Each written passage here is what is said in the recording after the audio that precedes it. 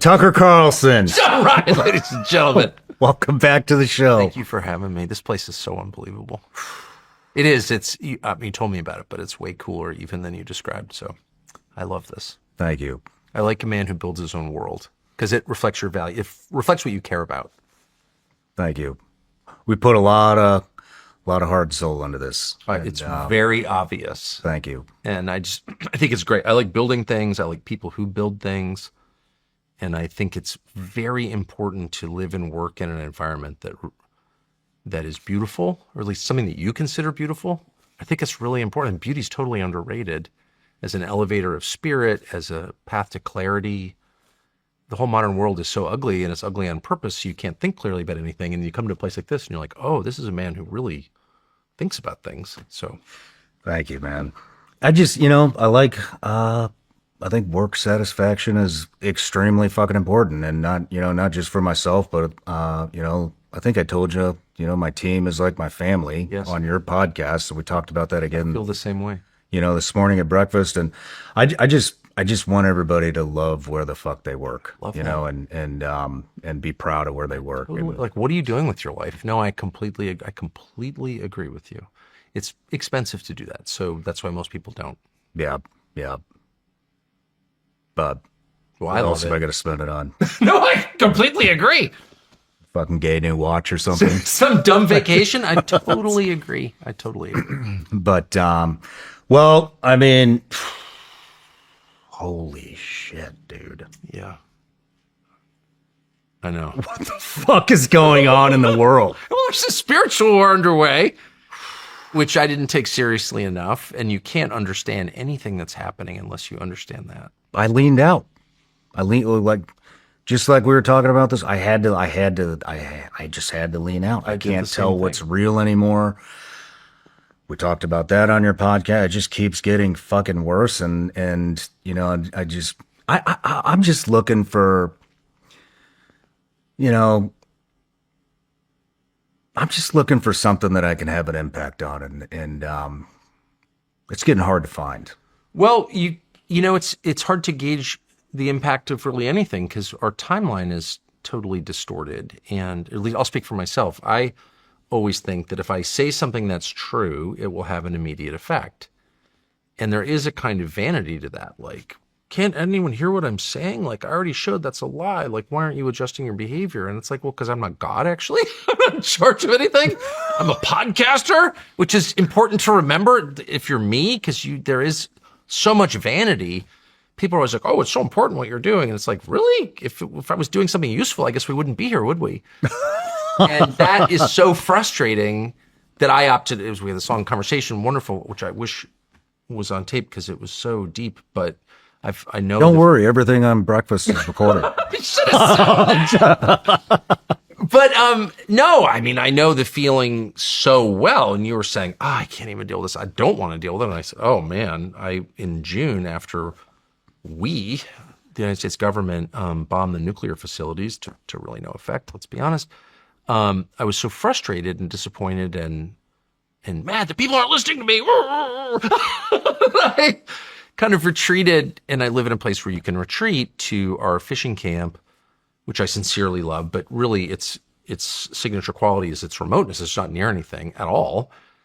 And we did have Starlink put in a couple of years ago, so you could text from there. So, like, why wouldn't you go there on all your off hours with your dogs and just live alone in the woods? So I literally did that. And then in September, Charlie Kirk, who's my friend, was murdered. And with the encouragement of another friend of mine, I began to realize that what I was doing was totally self-indulgent. And we're not here to enjoy solitude in the woods or enjoy our fishing camp, the fruits of our labors. It's a very cheap fishing camp, but still it's like so close to my heart. And what I really love about this country and my life is being in the woods. So, but that's not why we're here. That's totally self-indulgent. Just because my deepest desire is not hookers and blow.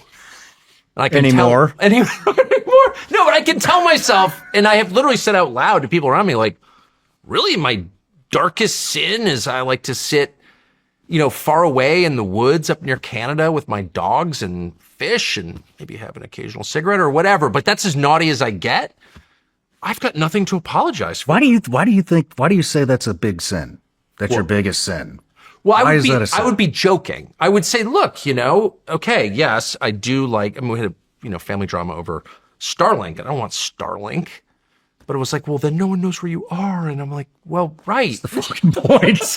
Right. Well, I did give in, which is a mixed blessing. But anyway, the point is, I would always say the worst thing I want to do is retreat from the world into the woods and fish or hunt. I mean, those are truly my deepest desires. And I just always would joke and be like, you could have someone else in your family who's like in Vegas getting chlamydia. Or there's me who just wants to go fishing for the week, or whatever. But what I realized was, yes, of course, fishing alone with your dogs is better than getting chlamydia, at the Spearmint Rhino. But both of them are retreating from your duty, especially if you're a middle-aged man who has, whatever. There's no reason for me not to do my best at this point. There's nothing in my path that prevents me from telling the truth. That I have an obligation to do that. That's why you're here. There's a mission. There is a mission for every man. And your job is to find out what it is and dutifully do it or attempt to do it. And do you see the fruits? Of course not. You don't. And maybe there aren't any fruits. And maybe you're wrong because you don't freaking know. You're just a man. You're totally on the wrong path sometimes and don't even know it. It's happened to me a million times. But you have to try.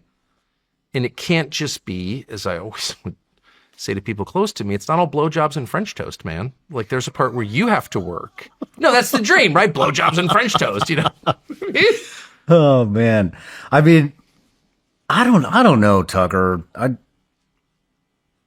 have like this huge internal battle going on right now. I get it. It's again, we should probably stop having breakfast from now on and just, do the actual interview here. But I'm not going to quit, but I go back and forth. I mean, there's so much. Yes, there's a lot of positives, and you talk to a lot of cool people, and I get got to know you, and I'm very thankful for everything. But I think about I got a large property about 45 minutes south of here, and lots of acreage, middle of nowhere, very very inexpensive property that I've owned since I moved here. Those are the best.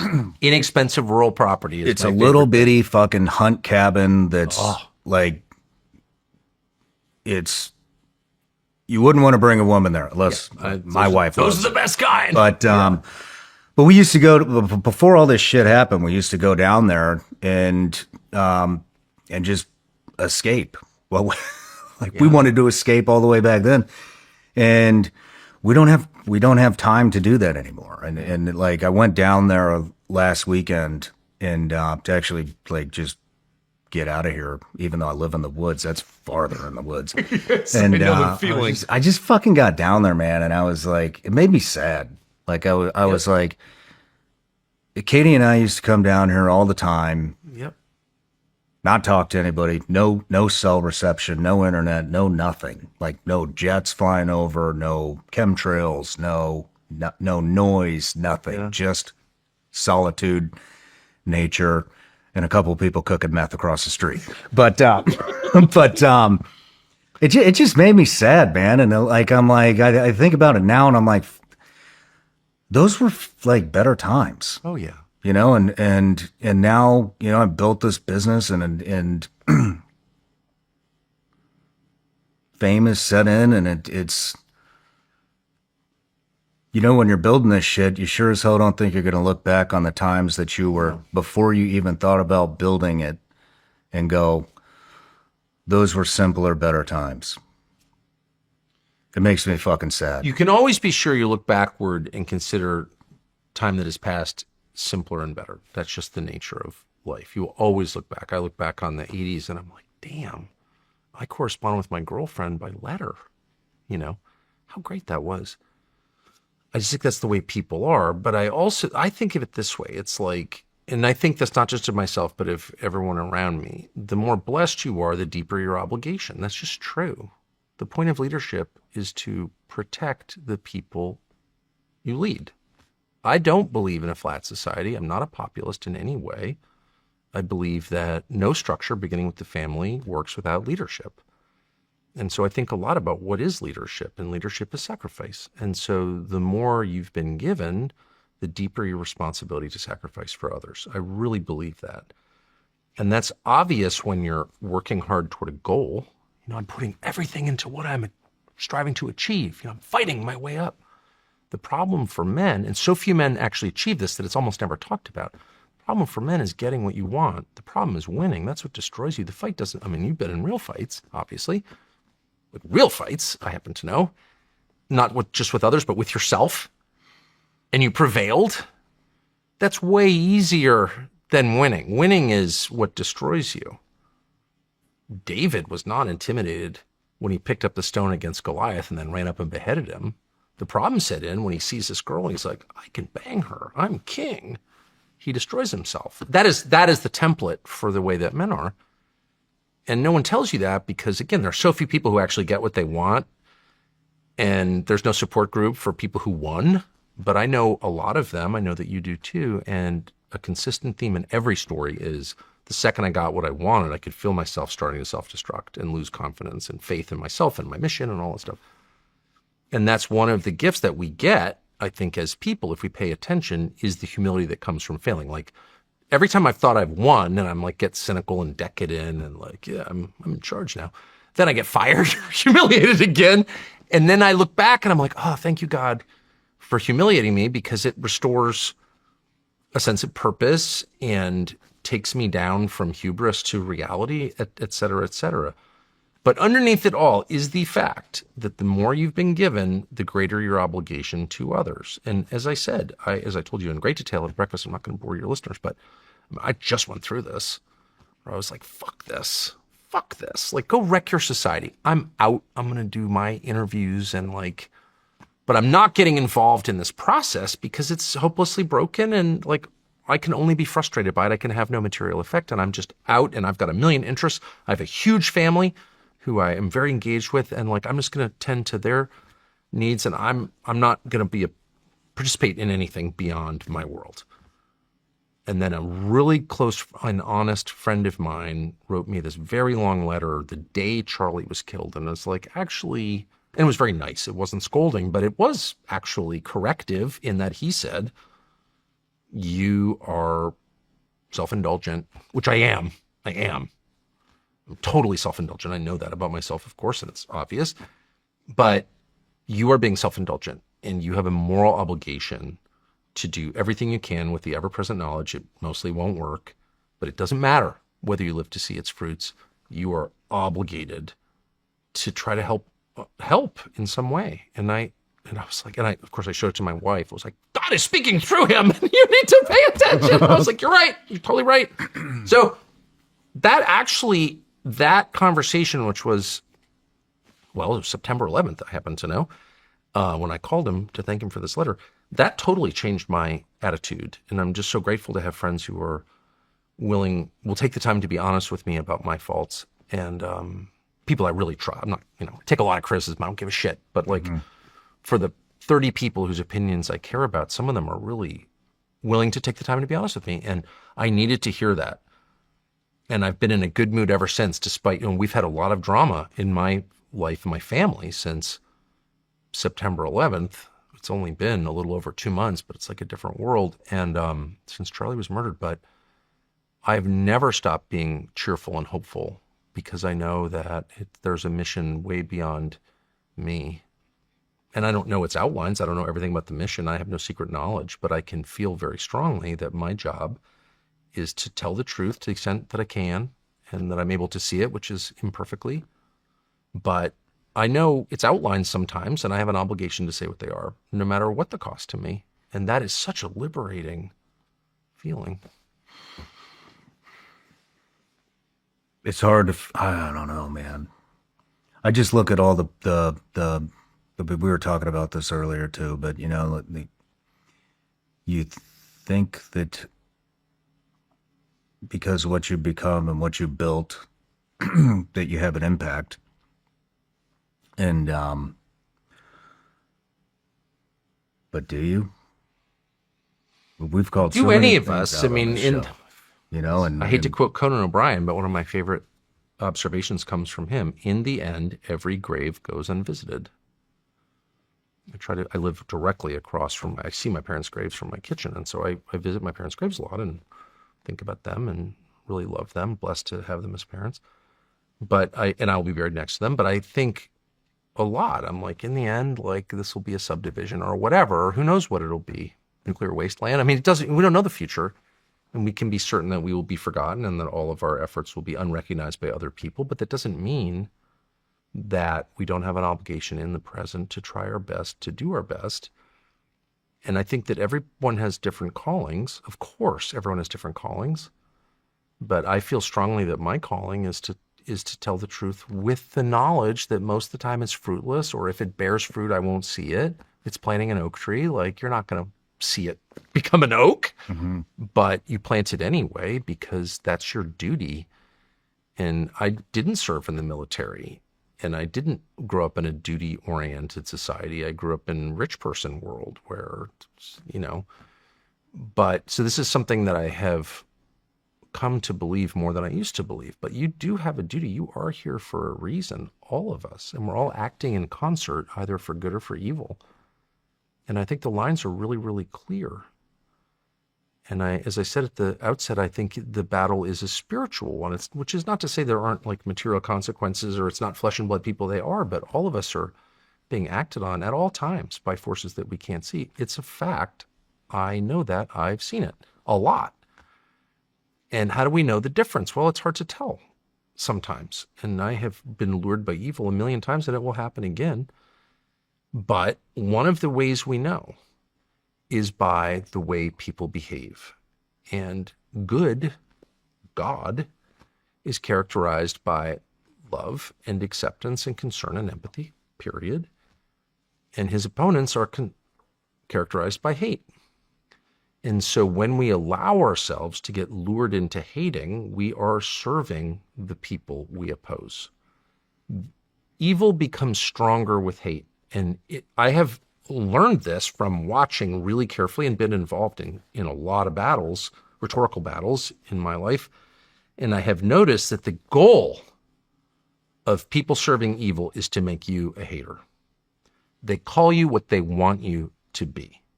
And as someone who has been called many names over many years and been confused by it because I'm very literal, like I'm actually not a racist. Actually, I'm not a racist. And if I was, I would just admit it, but I'm not. I've said that like 1,000 times. Nobody cares. They keep calling you it. So why do they call you that? Because they think you are? Kind of obvious that I'm actually not, and they know that. No, because they want you to become that. That's what they want you to be. You're a Nazi. And I'm like, a Nazi? No, I'm very anti-Nazi, actually. Why are they saying that about me? Why not just note the obvious about me? You're, well, self-indulgent or overweight or whatever, the things I really am. Why not criticize me on the basis of like my obvious faults, reality? I mean, that's what I do. And you're trying to needle someone. You're like, oh, and it's true. And that makes, you call the fat girl fat. Why are they calling me something I'm not? And I'm obviously not. Because they want me to become that. Mm-hmm. Now, why would people who claim to hate Nazis want you to become a Nazi? That doesn't make any sense. Because it's a spiritual principle. Hate makes evil stronger. They want to destroy you by turning your heart dark. That is the truth. And they feed on that. It makes them strong when you hate them. This is not a political principle. This is a spiritual principle. And I have seen it in action so many times that I've become totally convicted of it. I mean, I've lived this. And so I have resolved, I don't care what people who disagree with me do to me. I don't care. I'm not going to hate them. Partly because I despise them so much, I refuse to hate them. Because, no, that I'm half joking, but no, it's like I disagree so much that I'm not going to give you what you want, which is for me to make you the center of my world by hating you. I'm not going to do that. And I'm not going to give you the spiritual power that comes from hate. Because I see what happens. I have seen it. I have literally been, the only thing I've done in my life is watch things. I've watched a lot of things in a lot of different places around the world. And I haven't learned that much, but a few things I've learned. And one is when evil convinces you to hate it, evil becomes stronger. And the only kryptonite, the only thing you can employ to make it less strong is love and its many cousins: amusement, cheerfulness. Laughing in the face of evil diminishes evil. So you're never going to get me to play that game. Nazi, no, you're the Nazi, fuck you! Never doing that. I'm never going to do that, both for my own sake and because that's the path to defeat. Does that make sense? Yeah, it does make sense. I mean, it does. Makes a lot of sense. It's been a very weird journey for me. Yeah, you think? Don't you love that, though? Like, would a teenage you have guessed where you'd be now? 5 years ago. I want to be a podcast. Yeah. but you know, I don't, you know, I've been thankful. I'm also sad. And I've never been this close to government ever. I mean, you know, I worked in government, but you know, it was very compartmentalized. So, and very focused on, you know, certain aspects. So I didn't have time to like, or access. Everybody thinks, oh, you got all this access. You don't have any fucking access. Of course not. But after doing this and a lot of these interviews, and dude, it's just so fucking dark, man.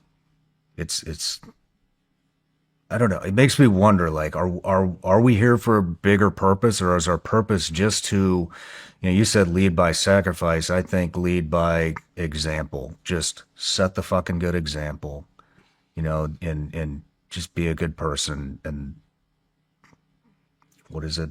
Attraction works a lot better than promotion. Definitely. And that's what my wife tells me. But there's a cost to that. That's what I would say the main thing that I have learned, having been around, you know, the same world that I'm around now. I've been around since I was a child, and it slowly dawned on me how rotten it was. And so the main pitfall for me is being shocked by everything. I'm like, I can't believe how bad this is. I can't believe how corrupt this institution is. These people are. I can't believe how dark it is. I must say that 100 times. I can't believe it. And then occasionally I'll hear myself and I'll be like, you become the I can't believe it guy? Really? Are you shocked again? Like, how many times? This is Lucy in the football. Like, how often are you going to be shocked by what you already know, by what you've stated out loud 1,000 times?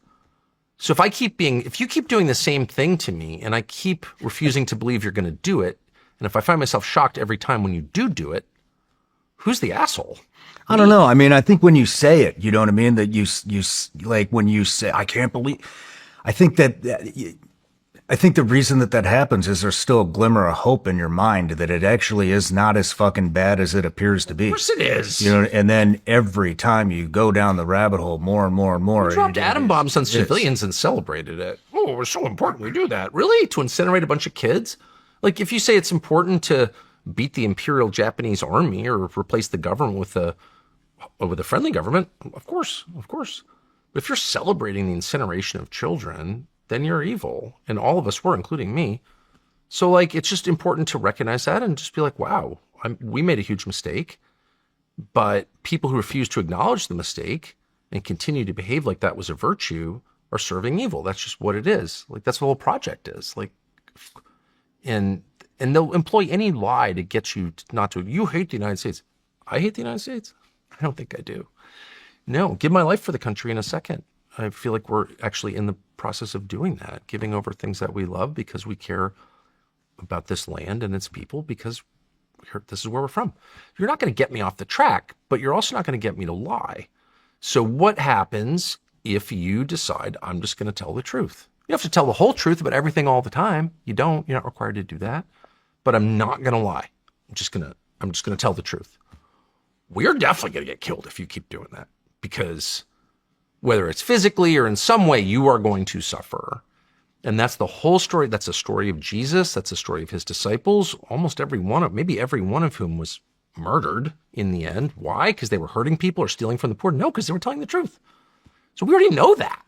So I don't know why every single time,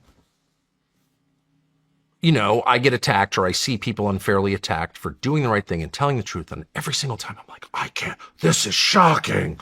It's like, really? I guess I didn't really believe anything I said because there's nothing shocking about it. It's the most predictable. I remember going on Fox and writing the script and something, I can't even remember, could be anything, but I was like, it's kind of weird that all the people who lied are getting presidential medals of freedom and consulting contracts at BlackRock, and all the people who told the truth are headed to jail. We're punishing the honest. I remember being like totally out. I mean, this was like 10 years ago I said this. And yet every single time I've seen it in the subsequent decade, I've been every bit as shocked. And I just think, no, it's time to acknowledge what's totally real. Charlie Kirk got murdered. No one was more shocked than I was. He and I had just talked about the possibility of me getting murdered. Oh, I'm not worried about that. I said, and then he gets murdered. And I was so shocked and of course upset because of him specifically dying, but shocked that someone could get killed who didn't do anything wrong. He just told the truth. And he was increasingly telling more of the truth, which is exactly why he was murdered, obviously. But I remember being shocked at that. I was like, no. And I talked to our staff about it, and we've had some, real drama in our lives. We were totally shocked by it. And similar, people trying to kill you. And I remember finally concluding and saying to them, and they agreed, it's like, what did you think this was? That's what this is. That's what our lives are. That's what everyone's life is. And we've gotten to the point where you can't opt out. You can't just say, I'm going to my fishing camp with the spaniels. I tried. There is no opting out. And anyway, and people can reach different conclusions about what their role is. And I think everyone has a different role. Not everyone has the same role at all. Not everyone has the same destiny or mission, but we're all going to have to face that choice because it's not up to us. That's the nature of life. So I don't care what happens. I am resolving, I'm not going to be shocked by it. And the extent to which you're shocked is the extent to which you didn't really believe what you were saying before. And now, finally, after all these years at 56, I really believe that what we're seeing is what we always thought we would see. Does that make sense? It does. It does make sense. You can't shirk it. You've been in it for a lot longer. You've been in it for a long time. You've been close. Yeah, but I didn't see it. I mean, and I've been so attacked. Like, how could you have not known that this person was doing this? Or in my own family, even especially. Oh, you're lying. It's like, I don't know what to tell you. The human mind is amazing. The number of things. I mean, I've smoked a lot of cigarettes and thought to myself, this is bad for you. That's bullshit. It's like, oh, whatever, And like, we have the capacity for self-deception that really is without parallel. Like, it's incredible what we can ignore. And I've done my share for sure, and I'm not being defensive about it. I just think that's how people are. It's certainly how I am. I'm very good at lying to myself, but especially about people I like and about myself. And, we're just good at deceiving ourselves. But once it's only been in the last 10 years, I was like, wow, I can't believe that all this stuff was going on. And then I'm transitioning into the next phase, which is, it's okay. We were promised this. We're getting it. I'm so grateful really to be living in a time where I think there's less self-deception. I think people are being forced to acknowledge, not hysterical, but being forced to think about, like, why am I here? And what is this? And what do I care about? What do I actually believe as distinct from what do I profess? They're not the same. And I think there's like amazing clarity. And there's, of course, a great sorting going on, which you and I have talked about off camera for sure, maybe on camera, but the beauty of, you lose so many friends. I've lost, most of my friends. But the ones I've kept are real friends, and they're just people I respect immensely. And then I've made all these new relationships. Like, I pride myself in having no new friendships. Like, I've no new friendships, I married my high school girlfriend. Like, I'm very much old school that way, the most.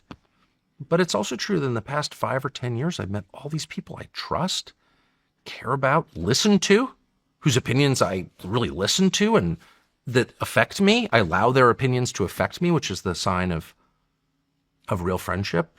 You know, I let you critique me and I'll hear it. And I have a bunch of people I feel that way about. How great is that? So I lost a lot of, acquaintanceships and I gained some real friendships. How's that not a massive win? It is a massive win. That's awesome. Do you feel that? No. You will. I think you will. Your problem is this is so fast. I'm extremely guarded. I've been fucked over a lot. Yep. Been lied to a lot. And it's really, really, really fucking hard to gain my trust. I get it. I get it. But the trajectory of your life has been so radical and abrupt. Like go from, the height of one world, like military, you got to the height, obviously, the most famous part of the military, succeed in that. And then you completely change careers. Like it couldn't be more different from what you did before. And then out of nowhere, you become really successful in that. So that's a big, very abrupt change. And no matter how resilient you are, there are going to be some bumps on that road because it's just too different, right? Mm-hmm. Like if I became like a super successful business guy or figure skater tomorrow, that would kind of be like, you know what I mean? Like all of a sudden I'm competing in the Olympics for figure skating and I win the gold medal. Like that would be very hard for me. Oh shit. I would actually love to see that. We might have to create an AI video of you figure skating. In the comedy division, but yeah. But that is kind of like your life. Mm-hmm. Well, you can't see it clearly because you're living it, but from the outside, it's obvious. Like, what? You actually succeeded in this new business? What are the odds of that? I don't know. Slim to none. Closer to none, I would say. Yeah. We track sleep, fine-tune our macros, and try to chase every biohack. But real performance starts deep, at the cellular level. Armora colostrum is nature's original superfood. Colostrum is packed with over 400 bioactive nutrients that help fortify gut health, help strengthen immune health, help fuel performance, and more. Let's face it, today's world throws a lot at your body. Toxins, processed foods, stress, and immune disruptors are everywhere. That's why I started using Armora colostrum, and I feel lighter, clearer, and better than ever. Whether you're chasing a finish line, rebalancing your wellness, or aiming to feel amazing, Armora colostrum helps you operate at your highest level because your body deserves the same optimization as your lifestyle. We've worked out a special offer for my audience. Receive 30% off your first subscription order. Go to armora.com/SRS or enter SRS to get 30% off your first subscription order. That's armra.com/SRS. These statements and products have not been evaluated by the FDA. These products are not intended to diagnose, treat, cure, or prevent any disease or condition. These statements and information are not a substitute for or alternative to seeking care from your healthcare providers.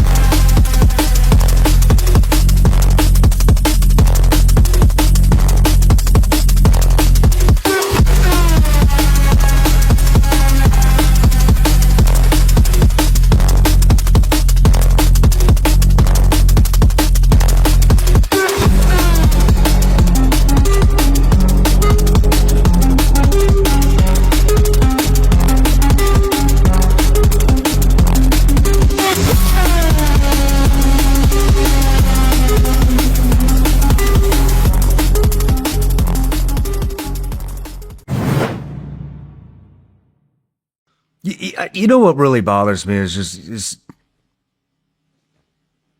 before I dug into this, it's like there's some things that are fucked up. We're going to expose it. We're going to make some changes. And then the deeper you get in and the more you look around, everything's fucked up. It's like, It's like what we were talking about on your show. Everything is a lie. And I mean, we manufacture fake fucking heroes in the military that even I believed went through what they said went through.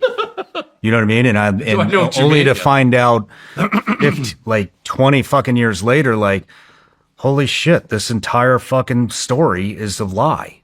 This is a fucking lie. And that motherfucker is running around I mean, I can't even imagine the prison that people live in, living a lot. Like, everything that you're known for is a fucking lie. Everything that people come up to you for and praise you about is a fucking lie. Yeah. Your awards are lies. Everything is a fucking lie. You are a. And this is a lot. There's a lot of these people walking around, and I just know a handful of them. And then you look at the politics, and look at this shit, the Epstein files. It's a hoax. It's a hoax. It's a national security threat. They're fake. This is like, what the fuck, man? The American people are fucking screaming at you, screaming that they want this shit released. Yeah. Congress, I don't even know the number. What is it like? I can't remember. How many people are in Congress? 535 Senate plus House. 435 in the House. Everybody except one person. Yep. I don't know who is the one person. Some guy. Yeah, but and so like back to earlier, like we want to make an impact. We want to tell the truth. We want to do these, and we had a big influence in the last election. Seemed like a great thing. Didn't matter at the time. At the time, it felt great. Was that a good thing? You can't. Now we got a guy who's, America first, all this other fucking bullshit. And everybody is screaming, release these fucking files. We want to know what is going on. We want to know. What will we find out if they were all released? Anything we didn't know? Honestly, I have no idea. Is it the end of the fucking country? Like, is it really that bad? C.S. Lewis has this, I have tons of opinions on the subject. I don't have concrete proof. But of course, I think I know, but C.S. Lewis has this, I think it was C.S. Lewis, has this essay in which he says, people debate, was Jesus really God or whatever. If Jesus came back to earth tomorrow and held a press conference, like a week later, people would be talking about something else. It's like, we actually know what's true. We know what's true. And the way that dogs know what's true, you can't reason with a dog. The dog can smell it. And he sticks with his opinion because he has no other input. If you hate a dog, you can't talk your way out of it. The dog knows you hate the dog because dogs have unerring instincts, and so do we. And so, of course, we know exactly what the Epstein story is about. It's about the deep corruption of global leadership, of course. And you can say it's about Israel, it's about the CIA. Well, is there a distinction, really? Not just between Israel and, Mossad and CIA, but about the British government or really kind of any government or any, Bill Gates or Leon Black. It's all kind of varieties of the same thing. It's corrupt leadership that is acting on its own behalf against the interests of the people they lead. It's the oldest story there is. It's the Pharisees. And if we're honest, we already know that. So, I'm completely for disclosure of everything. But I don't lie to myself and say that disclosure would change human nature, because it won't. And people have an opportunity to exploit others, generally will. And the rest of us need to fight daily against that, not because we're going to win in the short term, but because it is our duty and to serve what's good and true, period, even if we're killed doing it. So I don't know. I won't stop pushing for disclosure. I really believe that. Trust is built on honesty. It's not built on lies, ever. You say, does it change? I can't remember your exact verbiage, but we were talking about, when this gets exposed, does it change anything? No, this is the nature of man. This is what happens. But we already know the answer. Men need to be reset. And men have not been fucking reset, not in this country, for a long time. That's coming whether we want it or not. We don't want it, but it's coming. And all this shit about women don't need men. You've obviously seen chaos in a society, right? Like actual chaos, where people just like shoot into buildings and no one arrests them. You spent your life around that stuff. Those societies don't ask questions like, what are men for? You know what I mean? Right. And we're, of course, moving closer to that. And all of this, all of our silliest manifestations, the trans craziness or feminism or other just revolts against nature are only possible because we live in this nerf world of affluence. But as that starts to change, and it is changing, then the upside of that, we're going to get poorer and the society will become more dangerous, but we'll also be a little more rooted in reality. In the same way that rich people are insufferable, not all, but a lot of rich people are insufferable because they're detached from reality, from nature, from God, from like the things that are real, and they convince themselves because they can fly from point to point without going through TSA that they have infinite power, and they don't, and that's why they're so hard to have dinner with. But a normal society doesn't have these problems. It has all kinds of other problems, but it doesn't have the American problems of like, I'm a 40-year-old unmarried Citibank executive. I'll just get a surrogate. It's like, okay. Or the suicide rate. There's not a lot of suicide in, impoverished countries because like the mission is really clear. Eat. There's not a lot of crisis of meaning in Burundi. You know what I mean? It's a fight for the day. Yeah, it's a fight for the day. Well, it's a trade-off. I mean, I would much rather live in a DoorDash society because I like comfort and ease and everything, but it is a trade-off, and you trade comfort for meaning. That's just kind of what we've done, and we shouldn't be surprised by it. What do you think happens, honestly? If this, do you think this is actually is this gonna come out? Or has it all been shredded?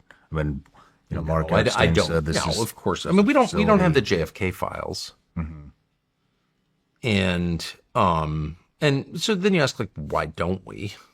Who is being protected here? There are no living stakeholders in that story. There's no living participant in that murder conspiracy.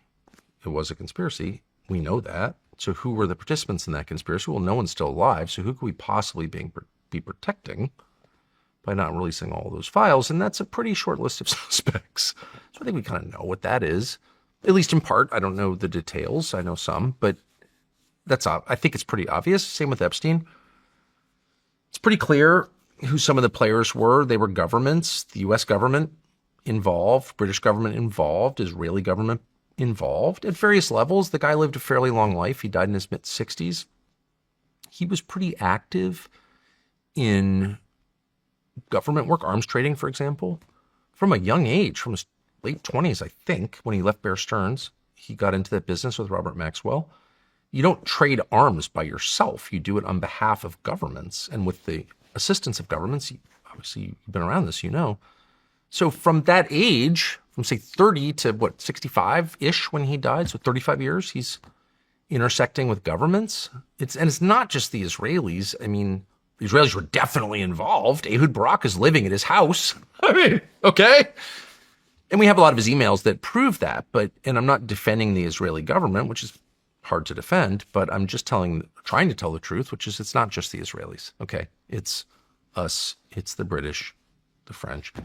It's the usual players, the intel services that matter in the West and probably others. So that's who's being protected, of course, and then all kinds of other pawns. And so I think one of the main takeaways from that story, about which I know a lot, but not everything, is that the leaders that we believe are leaders, and people are starting to get this, like our elected officials, they have so much power, Senator so-and-so, President, what's his name? Like these are the people running our society, are not the people running our society. Of course, they themselves are subject to enormous pressures from, other people and coalitions of people and forces and interests. And like, that's what and the closer you get to them, the more time you spend with the people who are in charge, the more you realize they're not really in charge, or they're only semi in charge. How does it happen? I'm very, how does it happen? We talked about this a little bit at breakfast. I don't think everything is transactional as it may seem. Oh no. I think that And this is from my own experience. And I don't believe I've fallen into any yet, but I think I have come close. I think they set traps.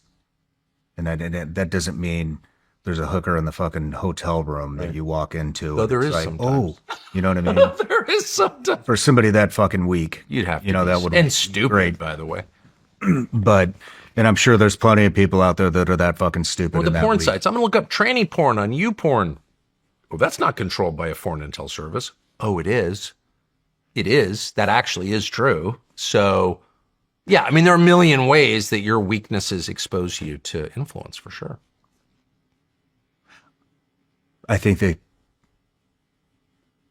they can be very giving, and I think they can be very giving, and it appears that you're being led into a group, and then I'm watching that right now with someone. Yes, and then you're fucking done. Of course, but not even realizing it until you're in. Oh, yes. And I think I've come close, and I always like. If I even get a fucking inkling of that happening, I'm like, nope, done, not going, not getting on the jet. Stay true to that. Not going there, not going there, not doing it. Like, I'm my own fucking person, and I don't. What are you gonna give me? Money? I've got that. And or how about when it's not all it's cracked up to be? You don't even know what's happening. I mean, how many plots have I been involved in unwittingly? I don't even know the answer, but a lot. I can think of a bunch of them where you have someone like who you work for being like, we should really take a look at this. This guy's bad. Let's, okay. When I was young, living in Washington, I was used all the time and had no idea. I literally had it never even occurred to me. Mm-hmm. And a lot of my resentment as a middle-aged man comes from that. And I think a lot about it. And I'm not going to blame the people who did it, because that's who they are. But I definitely participated in a lot of stuff without my knowledge that was much more strategic than I ever guessed. You're sitting in a meeting, we should really do this. Okay, I'll do it. And you wind up doing it, and then ultimately became inconsistent with my instincts and my conscience. And I was like, this is bad. I'm not quite sure how. But then you look back and you're like, oh my gosh. And now, of course, my whole life is... I don't understand anything really, but you see glimpses of a lot of different things every single day. Well, you should go here and talk to so-and-so and like, what is this exactly? And if you're busy, you don't ask yourself enough, what is this? I mean, I think that happens to me every single day because my text is public. So everyone has my text. Everybody has my text. I've had the same number for 30 years. I'm not changing it. I just refuse. I'm not afraid of people, and I'm not going to change my number. And so I get hundreds and hundreds of texts every day. Some for people I know, most of the people I do know. And, some of them are totally straightforward and people I trust, and a lot of them aren't. And sometimes I don't care what plot you're hatching. I want to do this thing because I have my own agenda, which is to shed light on something that isn't well known enough. This is my perspective, and I'm going to do it. I don't care whether it fits into your plans or not. I'm doing it. I've done a lot of interviews, and traveled to a lot of countries with that in mind. But yeah, there are tons of people trying to suborn you and make you part of their agenda. And mostly it's not blackmail. I've never been blackmailed in my life. No one's ever suggested that. I'm not banging the hooker in my room. Sorry, I don't drink. I mean, it's like kind of hard to blackmail me. I like to think it's impossible. Maybe they could find a way, but that's not how it happens for most people. But then there's another element, which I'm thinking a lot about, which I don't really understand, but I know is real, where people fall under a kind of spell. Mm-hmm. And people to be rational. Mike Huckabee is one of them. We were talking about this at breakfast because I'm obsessed with it because I know Mike Huckabee so well. I was at the newspaper in Arkansas over 30 years ago, and I knew him then. I wound up at Fox News with him decades later. I worked with him. I knew him then. I always liked Mike Huckabee. I like him now. Mike Huckabee is not a bad person. He's very money-oriented, which is a weakness for anybody, of course. So there's that, but that's not unusual. He's not a bad person at all. Mike Huckabee's a nice man. But Mike Huckabee has participated in things that are just objectively evil, in my opinion. And how did that happen? Because Mike Huckabee woke up and decided he wanted to do something evil? No, I know Mike Huckabee. He doesn't feel that way at all. He's a decent man. I watch Huckabee, and because I do know him, I marvel at it. He has fallen under some sort of spell. I do think it's supernatural. I know a number of people like that. I'm calling him out by name because he's been involved in something recently that's like so shocking to me that I can't even believe he participated in something like that. But He said we wouldn't be shocked anymore. Exactly. We wouldn't be shocked anymore. So everything that I have learned comes from like sitting in my sauna trying to figure out obvious things. Complex things are very easy to understand. Simple things right in front of your face are the great mysteries. And when you know people and you have a fairly good sense of their character and their, what they're, the kind of things they'd be willing to do, what their goals are. I think Mike Huckabee's goal is to spread the gospel of Jesus. And I think that about him. I do. I think a lot of Mike Huckabee. How could a man like that wind up doing the things that he's been doing? Not creepy personal things, nothing like that, but like promoting things that are like obviously evil, like the murder of kids. Like, how could you do that? Well, he couldn't do that. He would never do that. He's doing it because he is under some kind of spell. He has no idea he's doing it. And I just explained a time in my life where I was under a kind of spell. It never even occurred to me. I worked for Bill Kristol at the time. The Bill Kristol, my editor, my boss, who gave me this job, was like hilarious in meetings that he could really be working tirelessly on an agenda that was like totally anti-Christian. How could that ever be? That what Bill Kristol really hates is Christianity. That never occurred to me. And he wanted to stamp out nationalism and, public displays of loyalty to Jesus. Like, he hated that. I did not get that at all. It never occurred, never entered my brain one time. So I was under a spell myself. So I'm not even judging. I'm just saying people fall into this way of thinking that is so clear to me, influenced by supernatural forces, where they are blinded. And the entire Bible, from beginning to end, is the story of people who can't see things right in front of them. They just can't. It's happening right there. So all this evidence, it's overwhelming. They can touch it, smell it, feel it, but they cannot acknowledge its reality.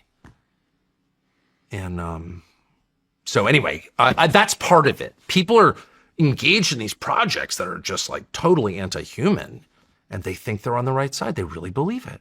So I would just say, like, the analysis of that I read on the internet, I try to not read the internet, but you read it and you're like, people of good faith are like, wow, that person's clearly getting a payoff, or, they've got videotape of him banging a dog or whatever. They come up with these ideas. You know what I mean? They're compromised. And I think because I know so many of the people they're talking about, I'm like, yeah, in some Lindsey Graham, like, okay, I believe that. Like, what is that? But there are a million other people who I'm like, I don't think there's videotape of them doing anything wrong. Mm-hmm. I don't think they're taking money for this. I think they really believe they're doing the right thing. And that's more upsetting to me because it's more subtle and it's more profound than just blackmail. Does that make sense? Shit. It does make sense. And looking back on your life, I mean, it's hard for any of us to look back on our lives without feeling very complicated feelings, but do you detect any moments where like you were involved in something and you never even paused to ask, like, what is this? Why am I participating in this? It never even dawned on you. I mean, I think you just have to, when I started doing this, there's all kinds of, I've got all kinds of incriminating shit out there. Tons of it, but and I'm aware of it, and I know it was fucked up that what I did. Yeah. But, I'm not, but did you know it at the time? Reconciliation. Yeah, I knew it was fucked up at the time. Not all of it, but yeah, the majority of it. Like, I didn't fall into any honeypots. I didn't need a honeypot. But that's the point. That's great at doing it That's myself. too obvious. They're never going to get you with the Russian hooker because everyone's on guard against the Russian hooker. They didn't need to do anything to get me to fall into anything because I was already doing it all. And there's this thing, called reconciliation, confession, whatever you want to call Yeah. it. You come clean and you fucking own it. Jocko calls it extreme ownership, right? But I mean, it's taking ownership of your fuck ups, and like you cannot be afraid of that. And I don't.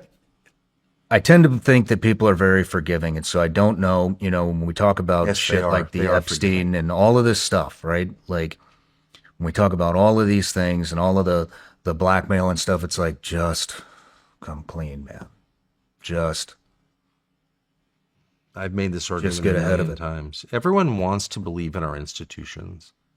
I certainly feel that way, as disappointed and angry as I am about the failure of every institution.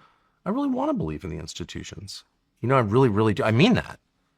And all it takes to restore a relationship with a person or an institution is honesty and repentance. That's it. It's like not hard. People are so forgiving. I totally agree with that. All of us want to forgive. There's nothing better than the prodigal son. Like he's gone. Fuck that guy. He took all the money and left. He's, in whorehouses in Babylon, but now he's here. It's all forgiven. We're so excited for you. We're throwing a huge party for you. All of us feel that way. And so I don't think it's hard. Or it's hard, but it's not complicated. And it's so worth it to say, I was completely wrong. I'll be wrong again. I'm going to try my best. Maybe sometimes I won't try my best, but just be honest. I think that's liberation. That's the only liberation, actually. It's freeing. Like, I mean, Yeah, what other liberation is there?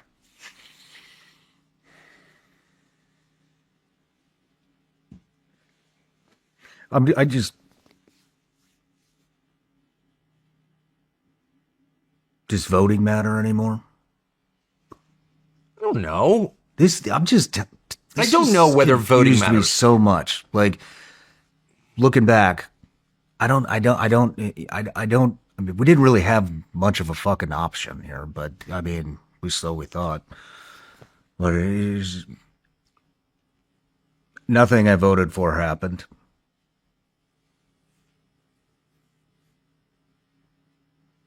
What about you? Are you happy with anything Oh, I'm happy with so much. that's going on? Of course not. within No, politics? it's just a nightmare of depravity and corruption in general in the world, but what you expect. I am so struck by, I'm not a TV watch, but there's the only really famous Seinfeld episode is Opposite Day. You're probably in the jungle or doing something bad somewhere. You missed this, but there's this famous episode of the sitcom Seinfeld where one of the characters decides to do everything the opposite that day and gets like results he didn't expect. It works. And I just feel like that is the lesson of everything. That's the lesson of life. That's the Beatitudes. The first will be last. The meek shall inherit the earth. What's that? It's the opposite of what you think. Jesus says, I'm going to build my church on this rock. Peter, who's just betrayed him 3 times to a girl. Rock? That's like Jello. It's the opposite. If you're going to build a church, you build it on the strongest man. He builds it on the weakest man. And everything in our life points to the same truth. It's the opposite of what you expect every freaking time. And so, again, back to the same theme. No, I'm not shocked. But it really makes me happy to know the only thing that matters is the words you speak and that they're true. That's the only thing that changes history ever. You think about the number of wars, some of which you've participated in directly over the past 25 years. How many have made things better or changed anything? I'm not really doing the math, is 0. How many wars actually do? It's the biggest war in human history, 1914 to 1918. Set the stage for the even bigger war in history.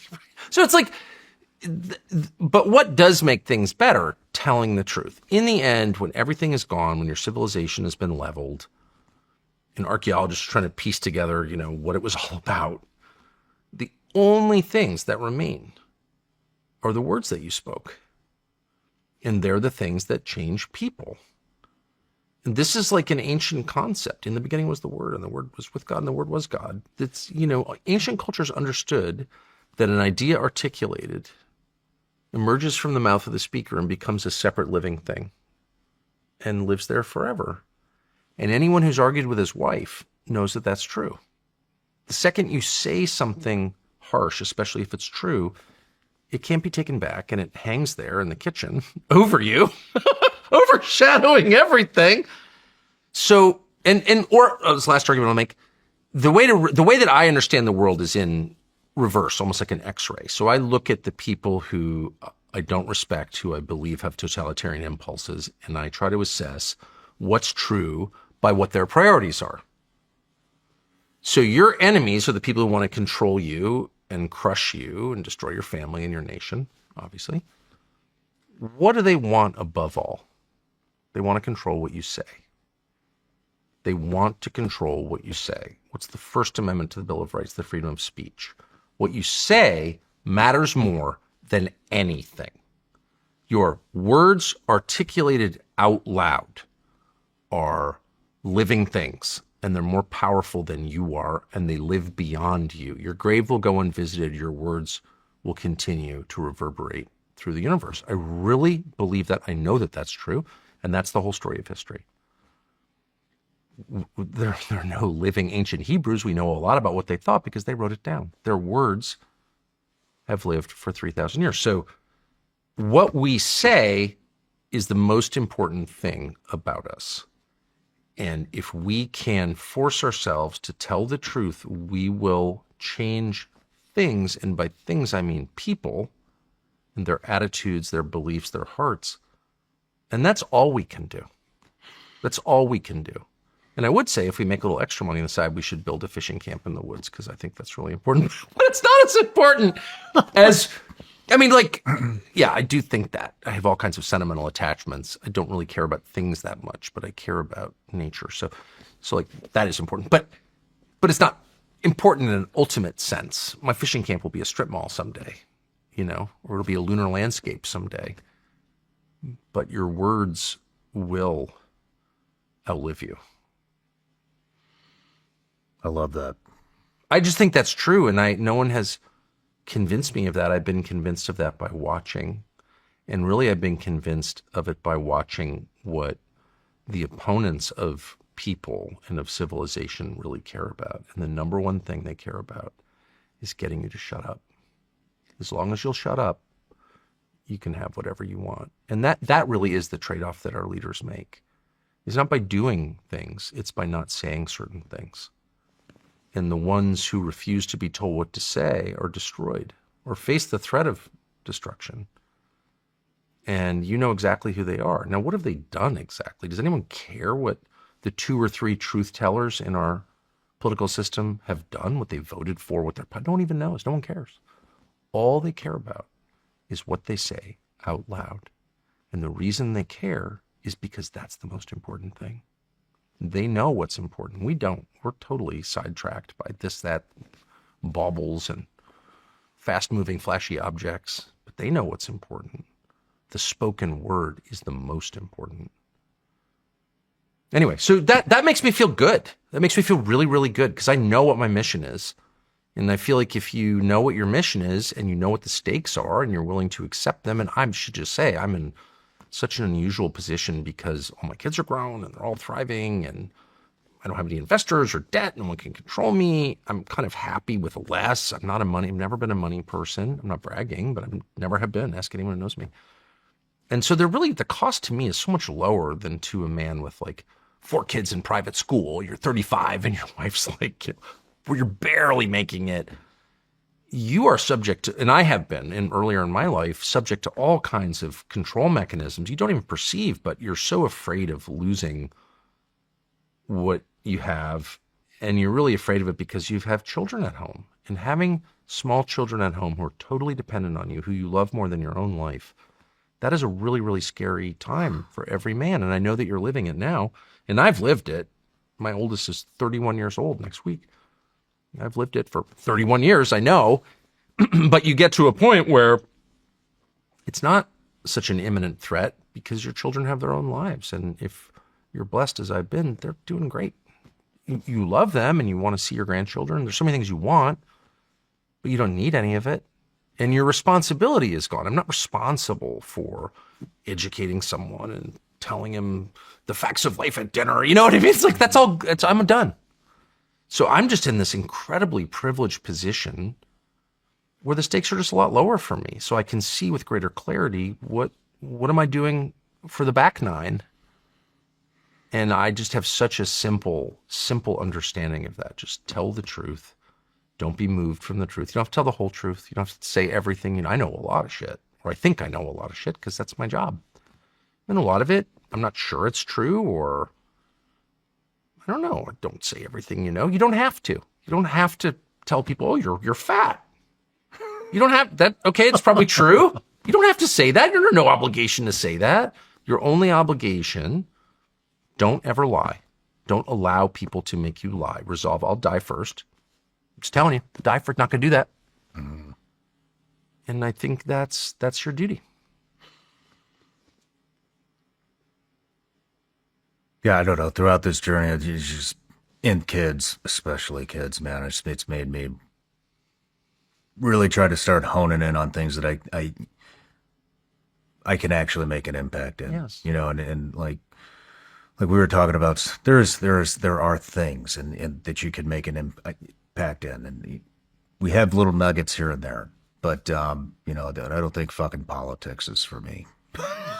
And I don't think it's not we for just me proved either. It. It's not for me. I don't. You know what I mean? Like it, and I don't even understand it. And I mean, you were off fighting wars. I was covering the Congress and the White House and a million elections all around I've been to every state. I know all the politicians personally. I still don't even understand the process, and I'm not interested in it. I really am not. Some consultant called me yesterday to get me to interview someone, and he's like, oh, this is Congressional District 13. This is, I don't even know what you're talking about. I just have so little interest in it,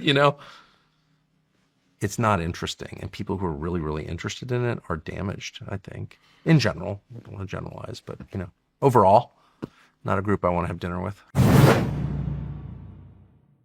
Right now, America's going through a transition in the way we think about money. For years, people called Bitcoin a fad. Well, here we are in 2025, and more Americans than ever are holding Bitcoin. Wall Street's in it, Congress is talking about it, and regular folks are stacking it as part of their future. That's where today's sponsor, Gemini, comes in. They offer the only instant Bitcoin rewards credit card. Every time you buy gas, groceries, or gear, instead of collecting points you'll never use, you're earning Bitcoin. Real, hard digital money that you own. You swipe, you earn, it's yours. It's great because it's simple. No need to time the market or think about it. You just live your life. And every purchase builds a position in Bitcoin. That's real financial independence. Plus, this card has no annual fee and no foreign transaction fees. Bitcoin rewards earned and held for 1 year on the Gemini credit card have appreciated 279% on average. You're investing as you spend. Truly a no-brainer. To sign up for the Gemini credit card, head to Gemini.com/SRS and get $200 in Bitcoin when you spend $3,000 in your first 90 days. You can see if you're eligible with no impact to your credit score. Click the link or go to Gemini.com/SRS to apply and start earning instantly. See rates and fees in the description for more info or by visiting Gemini.com. You've probably seen the headlines. Another trillion added to the national debt. It's hard to even grasp the scale of it. 38 trillion in climbing. While Washington keeps kicking the can down the road, more and more everyday Americans are losing confidence in the system. That's why we're seeing record demand for gold and silver right now. It's not just everyday Americans either. Central banks across the globe are buying gold at the fastest pace in decades. That's exactly why I've partnered with the award-winning company Goldco. They specialize in helping people protect their retirement savings. They use real assets, gold and silver, and they make the process simple and transparent. Go to SeanLikesGold.com right now to get your free 2025 gold and silver kit. You'll learn how to help safeguard what you've worked hard for. Plus, you could qualify for up to 10% in free bonus silver, one of the best deals out there. So visit SeanLikesGold.com today. One more time, that's SeanLikesGold.com. Performance may vary. You should always consult your financial and tax professional. What are you passionate about now? I mean, I'm looking for things that I can make an impact in. What is it? Like what issues? I mean, I'm super passionate about my family. My family is so big that it's literally, I could spend all day, every day involved in family stuff. There's just so many people, and, you know, I'm the oldest male. And so it's just, you know, really involved, really very close, super close, cohesive family. Everyone's best friend. It's just so interesting. And you can just like get involved and try to help in marginal ways or whatever, or just talk to people. So I'm very interested in that. I'm interested. I have more hobbies than any person's ever had, way too many. My son's like, you should take up bow hunting. Yeah, I don't think so. Like, I need more obsessions. I don't think so. Too many rabbit holes already in my life. But what am I interested in? My job? And I mean, when you're talking about telling truth, when you're talking about, and the way I take that is exposing, you know, shining the light in the darkness. I'm interested in the elimination of white people. What do you mean by that? I mean, white people have been targeted for disappearance, and no one wants to say that because they've been bullied into not noticing or talking about it because you're like a white supremacist. Well, I'm not a white supremacist. I don't think whites are inherently superior to any other group. Mm-hmm. I don't judge how I feel about someone by his race. I never have, and I'm never going to. It's against my religion, and it's against my instinct. I believe in what people are like. But I travel a lot around the world, and I'm not an expert on the world, but I I know more about it than people who don't travel a lot. And I'm leaving this week again. And one thing that I have noticed, because it's impossible not to notice, is that majority white countries are becoming non-majority white. And that's a result of policies that are deliberate, that are not popular with the populations of those countries, and that people are discouraged from noticing in it. In some places they're arrested, like in Great Britain, where I'm going on Friday. So it's like, what is that? And it's not happening in one or two, but in every single one. And what's so interesting is, because no one's been allowed to talk about it, the only people who talk about it are like crazy race theorists or, you know, prison inmates who are like, whatever, caught up in being white or something. By the way, you didn't choose to be white, okay? It's nothing you did. You didn't choose to have your eye color, your height. None of these things you can brag about because you didn't do them. They're an accident of your birth. So I've never agreed with any of that crap. But because normal people have been bullied into not noticing, the only people who ever say anything about it are people who are like obsessed with it. But it is an incredible thing that every white country on the planet, except Russia, the one everyone hates, is on the road in very short order to become completely different from what it was 50 years ago. In its population, demographically different. Is that an accident? Well, of course, it's not an accident. It's the result of a bunch of different, it's a multi-pronged strategy, clearly, to make the populations of those countries hate themselves for how they were born and accept these changes. It's been systematic. What is that? As I said, I'm not a white supremacist. By the way, I would just admit it at this point. Why do I care? I'm a white supremacist. Okay. I'm actually not. I disagree with that. Don't think that you should be obsessed with people's appearance, or the accident of their birth or their genetics. I just am opposed to all of that. Again, for the 8th time, Paul, the chief prosecutor, murderer of Christians, became the most important Christian once he met Jesus. So if you need more examples, I don't know what they could be, that people can totally change. It has nothing to do with how you're born. It's what you become. And that's my deepest belief. So if I sound defensive, it's because we have all been trained to ignore this amazing thing that's never happened before in history, where one group of people is being destroyed, and of course have internalized that and are now enthusiastically participating in their own destruction and the death of an entire group of people. And it really is, like, if you go to Great Britain, it's the whites who can't wait to kill themselves. It's in Canada, same thing. They have the MAIDS program, which is state-sponsored killing of its own citizens. Physician-assisted suicide. No, it's the state encouraging people to kill themselves. And it's one of the leading causes of death in Canada is this MAIDS program. Is this these are the machines that these? It could be machines. It's, the state is licensed to kill its citizens. The citizen just goes in and said, I want to be killed, and they kill you. And basically for any reason, mental health problems, financial problems. A lot of poor people are just like, I feel like I'm a burden to the country. I want to go die, and the state will kill you. It's one of the leading causes of death in Canada. So the numbers came out yesterday. Well, who's doing this? So Canada is about 65% white, something like that. It's completely changed. Heavily, heavily South Asian and Indian, Bangladeshi, Pakistani. And lots of other peoples. It's massive immigration into Canada. But who's being killed by the state in Canada? It's like 97% legacy whites. Literally. And what the hell is that? And of course, these are people who have been told and now believe that they're a burden to society. It's selfish to have children. They've been totally brainwashed into mass suicide. And of course, none of this is affecting my family. We have the opposite views. We're not proud to be white. We're not white because we chose to be white. We just happen to be born white. So it's nothing to be proud of. It's just a fact. On the other hand, targeting people on the basis of their race for destruction is the reason we say we hate the Nazis. And yet that's absolutely happening globally in every white country. Australia, New Zealand, Great Britain, Ireland, Scotland, Wales, England, the United States, and Canada. That's an accident? It's not an accident at all. And no one will say anything about it.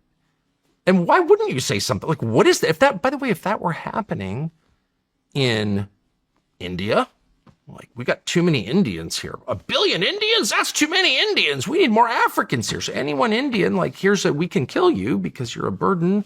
You just not have kids or take some SSRIs and just benzos and weed and just zone out until you die or whatever. But you're bad. I would be like, that's the sickest thing I've ever seen. Why do we hate Indians? I kind of like Indians or whatever. You would just be like, why would we want to do that to them? What did they do wrong? You know what I mean? I would just think that. And that's happening to whites globally at such a speed, and no one is saying anything about it, that I've decided, because I just want to tell the truth about what I notice, that I'm going to say something about it. I think it's totally wrong. I think it's totally evil. Again, it's exactly what we said we hated about the Nazis, and we're participating in it. And I'm going to keep saying that no matter what they say. And they'll be like, oh, you're a white supremacist. No, I'm not. And I have a lot of theories about what this is and why. What is it? Why would they do it? Who is they? Well, every globalist, the United Nations, the United States government, State Department, all of our politicians. Motive. Joe Biden's standing up and being like, the main problem in America is white racism from white men. Said that on tape many times. And I can't wait till this is a non-white majority country. What? Why would you? Okay, you could argue about whether it's better or worse as non-white. Okay, you could argue the effects of it. But why would you want that? Why would you look around the country and say there's too many white people? And that's the official position of every institution in the United States. All of our schools, we give preference to non-whites, non-white males. Every single school, every single big business, every single federal contract. Institutionally, we are opposed to whites and white men. And we're so marinating in it that no one stops and says, wait, what the hell is that? Again, that's why we hated the Nazis, because they did shit like that. That's why we say segregation was wrong, which it was. That's why we hate Bull Connor. That's why we venerate Martin Luther King, because that's wrong. That way of thinking is wrong. And by the way, it doesn't matter what group is being targeted. It is wrong in an absolute sense. It's a universal principle. It's always wrong. Whether you're Pakistani or Malaysian or Indian or from Myanmar or from Minnesota, it's always wrong to hurt people or help others, to elevate some and suppress others on the basis of their race. I thought that was the basis of our common culture. Mm-hmm. And they told me it was. They put a monument on the mall to that, which I totally believe in. Judge a man by the content of his character, not the color of his skin. I grew up with that. I believe it. I believe it now. And we're doing exactly the opposite. And it's so totally pervasive, all pervasive. And nothing has been done to reverse it at all. We're mad about anti-Semitism at Harvard, but I'm against anti-Semitism completely for the same reasons. But no one's lifted a finger to address the actual problem, which is normal middle-class white kids have no shot of going to Harvard. They're hated. The curriculum hates them officially. Here's a book saying whiteness is evil. Let's assign that. It's like, if there was a book that says Jewishness is evil, we'd be like, no. Or blackness is evil, no. So this has gone on for really since the Second World War. And I think, like so many things that are bad, and if you say that, they're like, oh, you're for Hitler. No, I'm very anti-Hitler. Hitler was anti-Christian and a murderer, destroyed his own people and lots of other peoples, including Jews, and I'm totally opposed to all of that. But it's just a fact that since the Second World War, these trends, which are now flowering, and we can see that it's the end of something, they began then. They began in 1945. What is that? And I have a lot of thoughts about that. But one is that our leaders globally in the West took away from World War II one big lesson, and that's that any white majority Christian country is a threat to world peace, to the order. You can't have a majority white Christian country because Germany, under the Nazis, was majority white Christian. Now, of course, the Nazis were not a Christian government. They were an anti-Christian government that killed a lot of priests, but whatever. That has somehow become a kind of unspoken consensus among many of our leaders. In fact, I would say almost all of our leaders. They're embarrassed of tons of white people in the same place. Look at that picture. That doesn't look like America. And none of us have ever said anything like, whoa, whoa, whoa, whoa, whoa. You're attacking people on the basis of their race? Isn't that what you say you hate, that we're all against? But you're doing it. Why don't you stop that immediately? No one has ever had the balls to say that. And so it's kind of proceeded apace, and it's become not just a consensus, but like the reason for everything. And the result of that is the total destruction of the white world. And there was a white world. There was a Chinese world too, and an Indian world, and an Arab world. There are lots of different worlds or different peoples in the country. And I know them all, and I like them all, actually, because I've been to all their countries. I've never been to a country I didn't like. I've never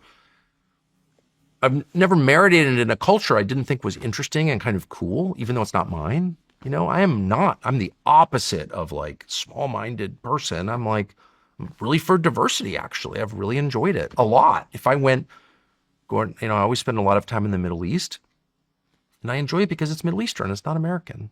So like you can love different cultures, and I sincerely ask anyone who travels with me, I sincerely do, without wanting to destroy the one you grew up in.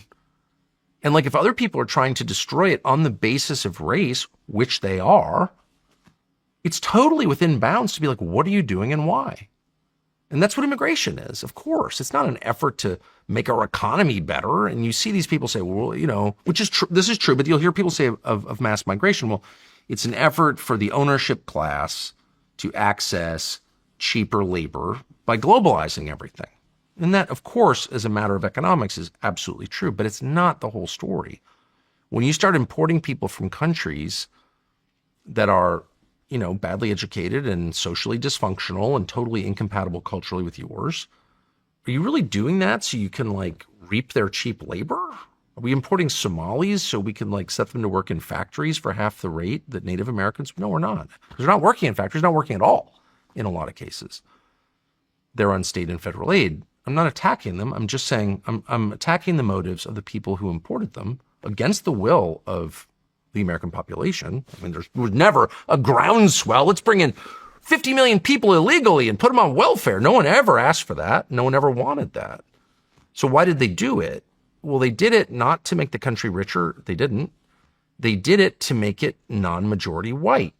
So that is an act by definition of racial hostility, of racism.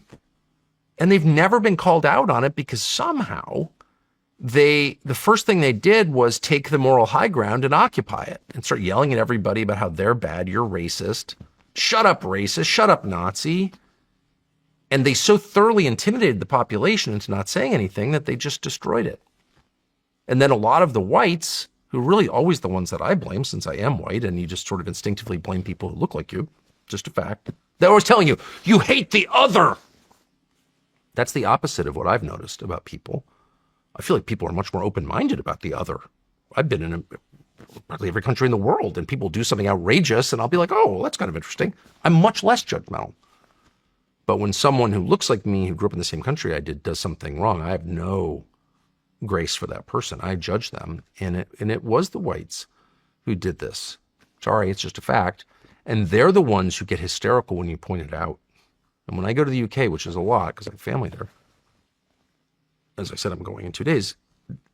I never have been in an argument with any Pakistani or Bangladeshi or Indian and ever, or Arab in London ever. They're always like, yeah, okay, you've got views, and they actually agree with a lot of my views, honestly. I just have noticed this, okay?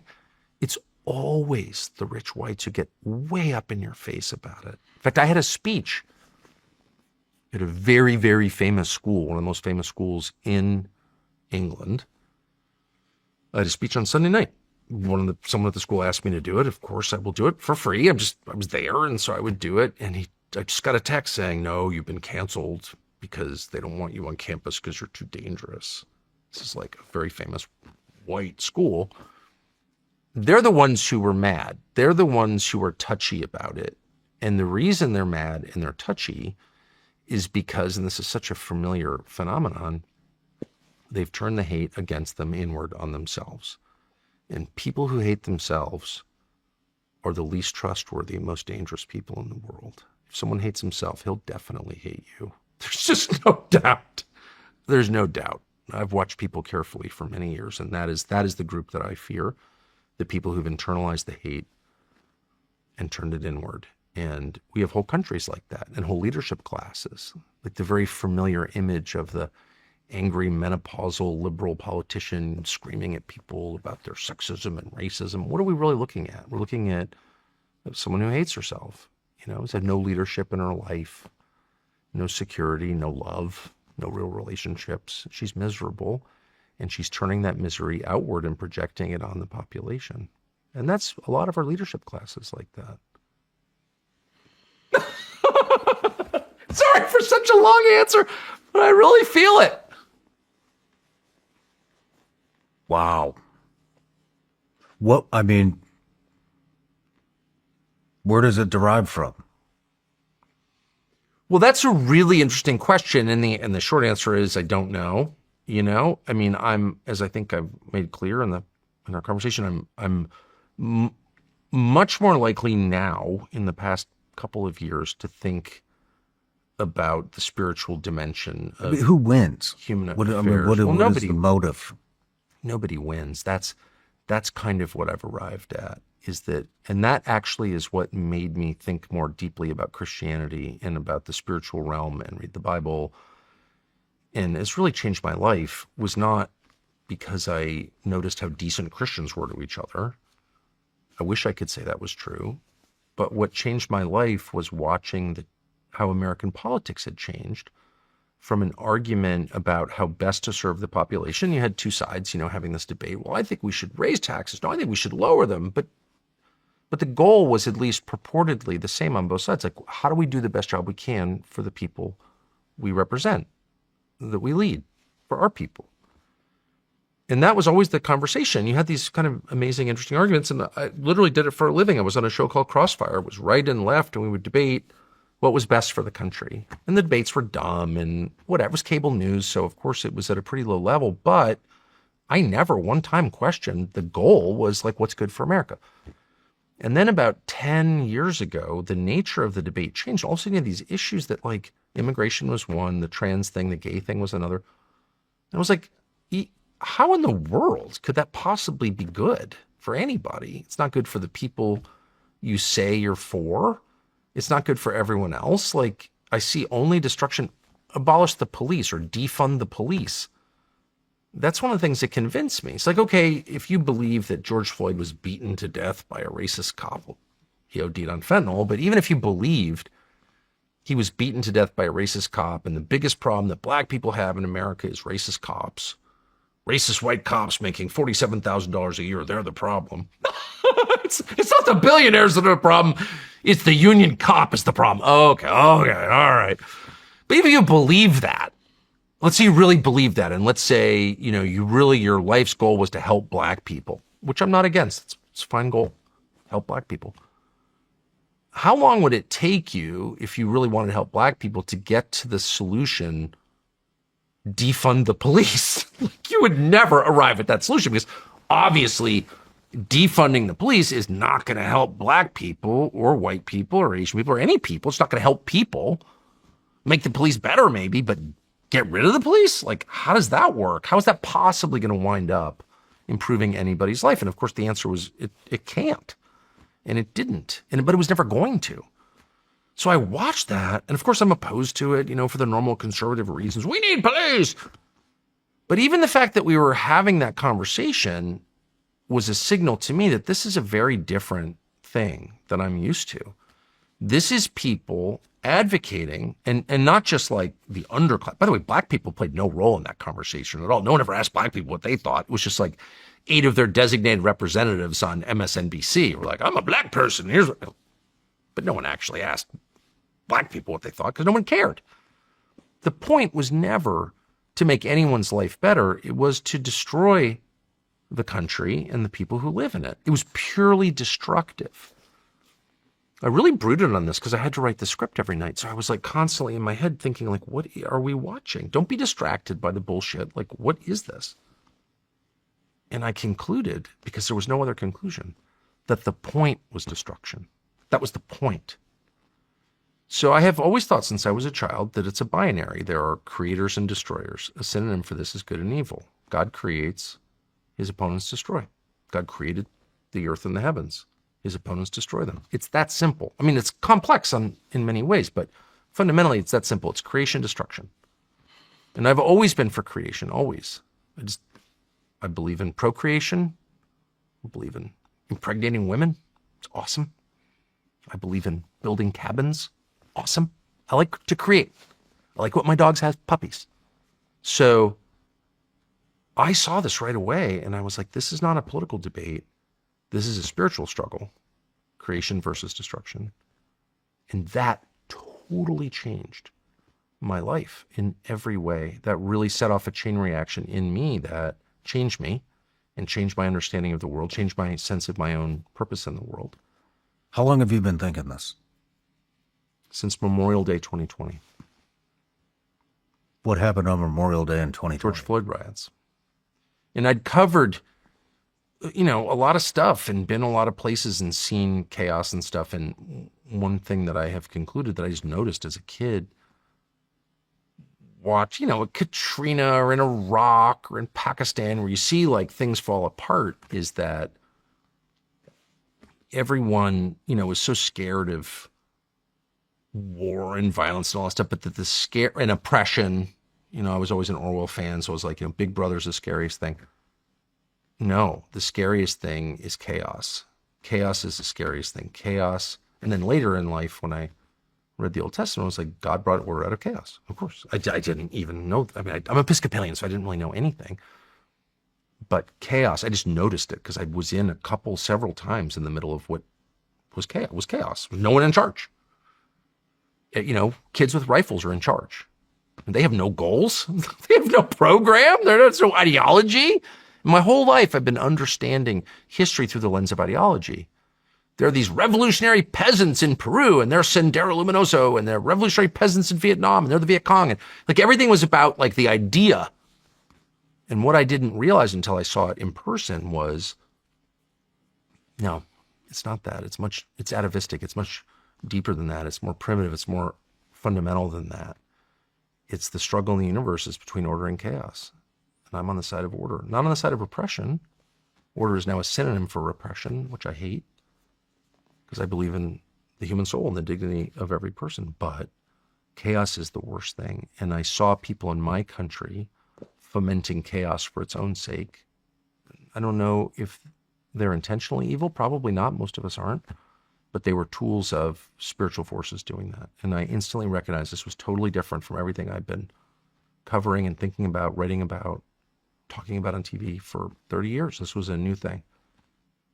And that just changed it. When that chaos broke out in Minneapolis, I'm not from Minneapolis. I have no attachment to Minneapolis. Yes, there are a lot of Swedes in Minneapolis, or were. I think they've left. But I saw this for what it was. And I was so bothered by it that I actually went to the convenience store where George Floyd tried to pass the phony $20 bill and went to the site where he was killed and wandered all around by myself. I literally landed there, went by myself, didn't do a story on it or anything. I just want to see it. And what I saw was what I expected to see a year later. It was a year after it happened. In 2021, I went and I saw a place that had never recovered and never would recover. And that to me was proof of what I suspected, which was the point was destruction. The point was not rebirth. They always tell you it's rebirth. We need to tear it down in order to rebuild it. They never rebuild it because they don't want to, because that's not the point. And people who want to build, just go ahead and build. And people who want to destroy, go ahead and destroy. And they're in totally different camps. They're on opposing sides. It's literally that simple. Anyone who tells you we need to knock it down in order to build it again is lying to you and probably to himself. He may think that that's not his goal. His goal is to destroy, because Satan's job is to destroy you and everything around you, everything good, everything beautiful, everything orderly, everything warm and loving and fraternal, everything honest is to destroy. Destroy loyalty, destroy beauty. All the things that are virtues will be destroyed in that all-consuming fire of destruction. And I just didn't know that. I was thinking in totally different terms, political terms, stupid terms, childish terms. And I didn't even know it. I didn't even know how dumb I was, because you never do.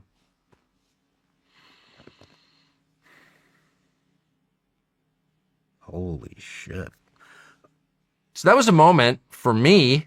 And the beauty of my job then and now is there's a lot of, not enough, but there's some contemplative time where, because if you have to talk about stuff or present an opinion, part of the process is like thinking about what is my opinion. And now that I have no pressure on me from anywhere, I have zero pressure on me at all. I don't have a boss. I don't care about what people who hate me think necessarily. And if they have a good point, I try to listen to it, but their purpose is not to instruct, it's to destroy. But anyway, now that I have no pressure on me, I have more contemplative time and I have a freer mind. And I think I can see things more clearly. I hope I can, always with the knowledge that we go really off track and don't know it, including me. But I think everything I've said is true. I believe it's true anyway. Do you think that this agenda that you're talking about, do you think this comes from nations, governments, humans, or do you think that this is spiritual? Well, it's clearly spiritual. I mean, really every byproduct big thing that we do is, I mean, if you believe what every culture has ever left any record of what it believes, has believed, there is an ongoing, unseen struggle between light and darkness, order and chaos, destruction and creation, good and evil, God and Satan. Like there's no culture that hasn't believed that ever, except Western culture since the end of the Second World War. We're in this absurd delusion about God is dead, but God's not dead. And everyone has thought that, and everyone's thought that because it's obviously true, and the signs are all around us. So if you believe that, and I didn't believe this 5 or 6 years ago, I may have told you I believed it, but I definitely didn't really believe it at all. I didn't live like I believed it. I didn't think like I believed it.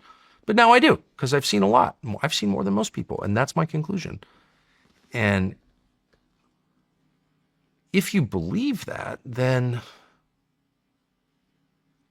you know that in the end, the good guys win. There's a lot of drama between here and there. Probably won't live to see it, but it doesn't matter. You do your part. But it makes a lot of the details not unimportant, but it sets them in context. And it definitely gets you out of this kind of pointless loop in your head of like shock, outrage. I can't, into the kind of social media dialogue that goes on inside your own skull where you're, it's like point, counterpoint. Well, this person did this. I used to believe in that person. I can't believe he's betrayed me. It's like, again, for the 5th time, what did you think it was?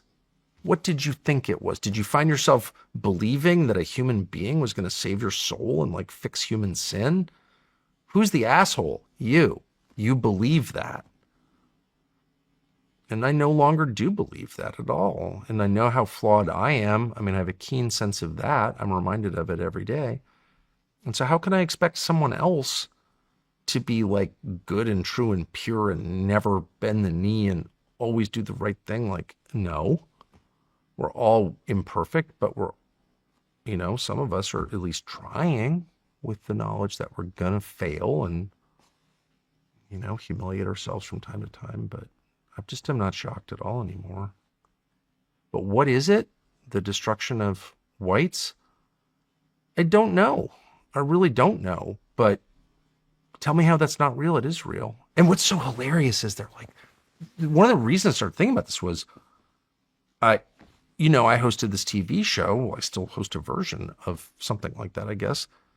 And so in that process, as you well know, you get a lot of numbers. Like, you're an American, so you're trained to make decisions based on the data, have your perceptions shaped by science, all these things you grew up with.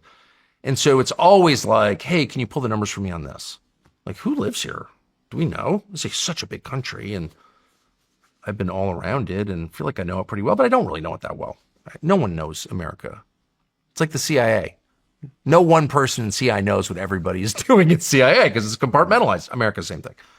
So I would pull all these numbers and I never was interested really in demographics. I'm still not that interested, but I would see these numbers and it's like, holy shit, this country's changing fast on the most basic level. Who lives here? Like this town was 90% white. Now it's 60% Hispanic. And that took 20 years. Has there ever been anything that moved that fast? Like, human populations change very slowly. You do blood tests on the people who live 20 miles from Stonehenge, and then you do excavations at Stonehenge and you find that they're related. So what do you think? So, but I would see this and I'd be like, wow, this country's really changing. And then I would see, but I still wasn't like hyped up about it or anything, but I was like, wow, that's really kind of crazy. This is happening so fast. And then I would see people like Chuck Schumer stand up and be like, the one thing you're not allowed to say is that the Great Replacement theory is real. You're an anti-Semite. And my first thought was, what are the anti-Semite? What does that have to do with it? I guess I'm too literal or slow or something. And I'm like, it's nothing to do with Jews. It's not anti-Semitic, but like, how is that a conspiracy theory? Here are the numbers, dude. And there's you on the floor of the Senate saying, I can't wait till this country's minority white. Okay, so you're telling me you can't wait for something to happen. And when I say, what are you talking about? You scream at me and call me a bigot and tell me that I'm a conspiracy theorist for noticing what you just bragged about. You don't have to be a genius, and I'm definitely not a genius, to say, what the hell was that? And that's when and then of course I travel. So in Australia and like, oh my gosh, New Zealand or Canada, and again, to answer your question in one sense, I don't know exactly, but this is the biggest thing, just biggest fact, biggest change to happen to global population ever in recorded history that we know of. And nobody mentions it because they're too intimidated that they'll be like called David Duke or something. So, I mean, what you're saying basically is the white race is destroying itself from the inside, just like the country is destroying itself from the inside. Look, again, I hope I'm being honest about my lack of understanding. I don't understand the full outlines of this, but what does it look like if the white race is destroyed? I don't know. No more why would people. you ever want to destroy any race on purpose? We had, Europeans in the United States had a lot to do with the destruction of the American Indian. It wasn't all intentional. Disease played the primary role, but there was also like a sense that we can't have the whole continent if people are still occupying it. We got to move them and keep them from roaming around and pen them up in Oklahoma or whatever. And that was intentional. And what was not all intentional, again, disease played the primary role, but there was intent there. And why did my ancestors do that? Europeans do that because they wanted the continent and there were people there. And that story is pretty familiar. Like, that's the story of the Mongols sweeping across the steppe. That's the story of the Normans showing up in England. That's the story of every invasion and rape. And, that's the story. Replace your genetics with mine. Rape your wife. My Viking ancestors participated in that. Sorry. Okay, so we know that. That's just like a feature of history because it's a feature of human nature. Is that what this is? I don't know. But it's never been more effective than what's happening now. And it's as far as I know, never happened with the active, enthusiastic complicity of the people being replaced. I've never seen anything like that. It's incredible. I guess I shouldn't be surprised because people do commit suicide and they are convinced that they have to kill themselves. But the pure hate it shows is what still stuns me. How could leaders hate their own people so much? And as a father, I don't understand that. And I'm really bothered by that. If you have people in your care, your only real job is to love them. And we can argue about what love looks like and how it manifests itself, but you can't hate them. You cannot hate them. And our leaders have hated us with homicidal hatred. Homicidal hatred. It's not just, I want to get rich and steal all your shit. It's like, no, I want you to die. And they couldn't have been clearer about it. I don't know how I didn't see it, but the results make it irrefutable. Irrefutable. The country I grew up in, I was born in May of 1969. Tell me the differences between America in May of 69, months before we landed on the moon or whatever, and now. And the main difference is a completely different group of people live here. Well, what happened to the old people? How did that happen?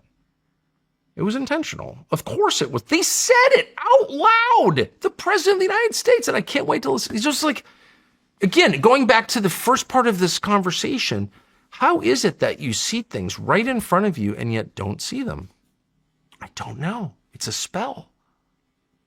But I want to break free from it.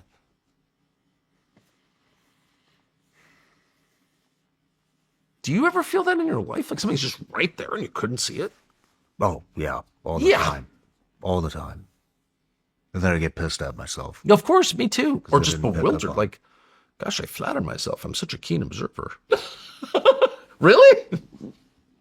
I mean, you say that the politicians hate us. I believe you. I think the same thing. I don't think any of them, can't say any of them. We talked about Eli Crane earlier. For sure. Oh, I know. So you had Tim Burchett on. I like him love too. Tim Burchett. Good guy. I love a couple of them. I don't want to wreck their lives by telling you who they are, but there are a couple I talk to and love and think are really decent people caught in a maelstrom. Though, I mean, I thought about running in 2020, or not 2020, last election, and I really thought about it. I was like, fuck, man, here. I thought about running for Congress, or I didn't even. I was just like, somebody's got to get involved. Yeah. And I called the two people I just named that the only fucking people I trust in there, and I called some other people too, but the general consensus was like, you're not going to have any impact. No. They know they don't have any fucking impact. And they're so frustrated and unhappy. So unhappy, so unhappy. No, it's a nightmare. I've known people at all positions of leadership, and the best ones are the most frustrated. They leave. Yeah, they leave, or they make accommodations that destroy them.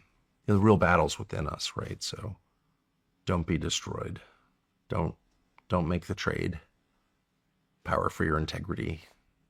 Never do that. It's never worth it. I know people who've done that. That's the trap that we were talking about earlier. Well, it's right.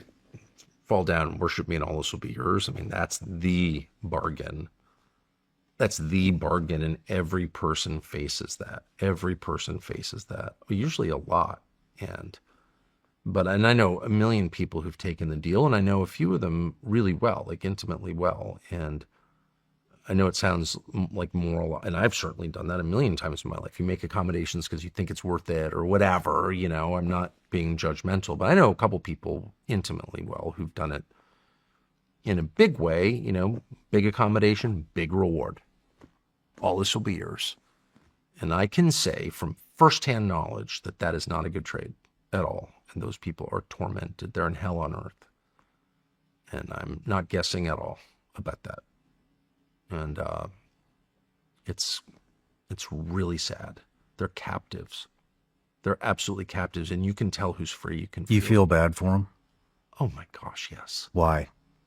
They fucking sold us out. They're living in hell because they're in bondage. They sold you out. They sold your kids out. I've certainly been sold out a million times. They sold your wife out. They sold all your friends out. They sold the whole fucking country. Oh, of course. And why do you feel bad for them?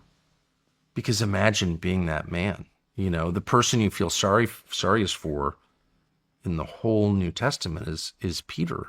Jesus is like, you're gonna imagine. Okay, so the family that I grew up in, which was not, conventional at all, but we had a very simple moral code in my family. Very simple, the most simple. It was the mafia code.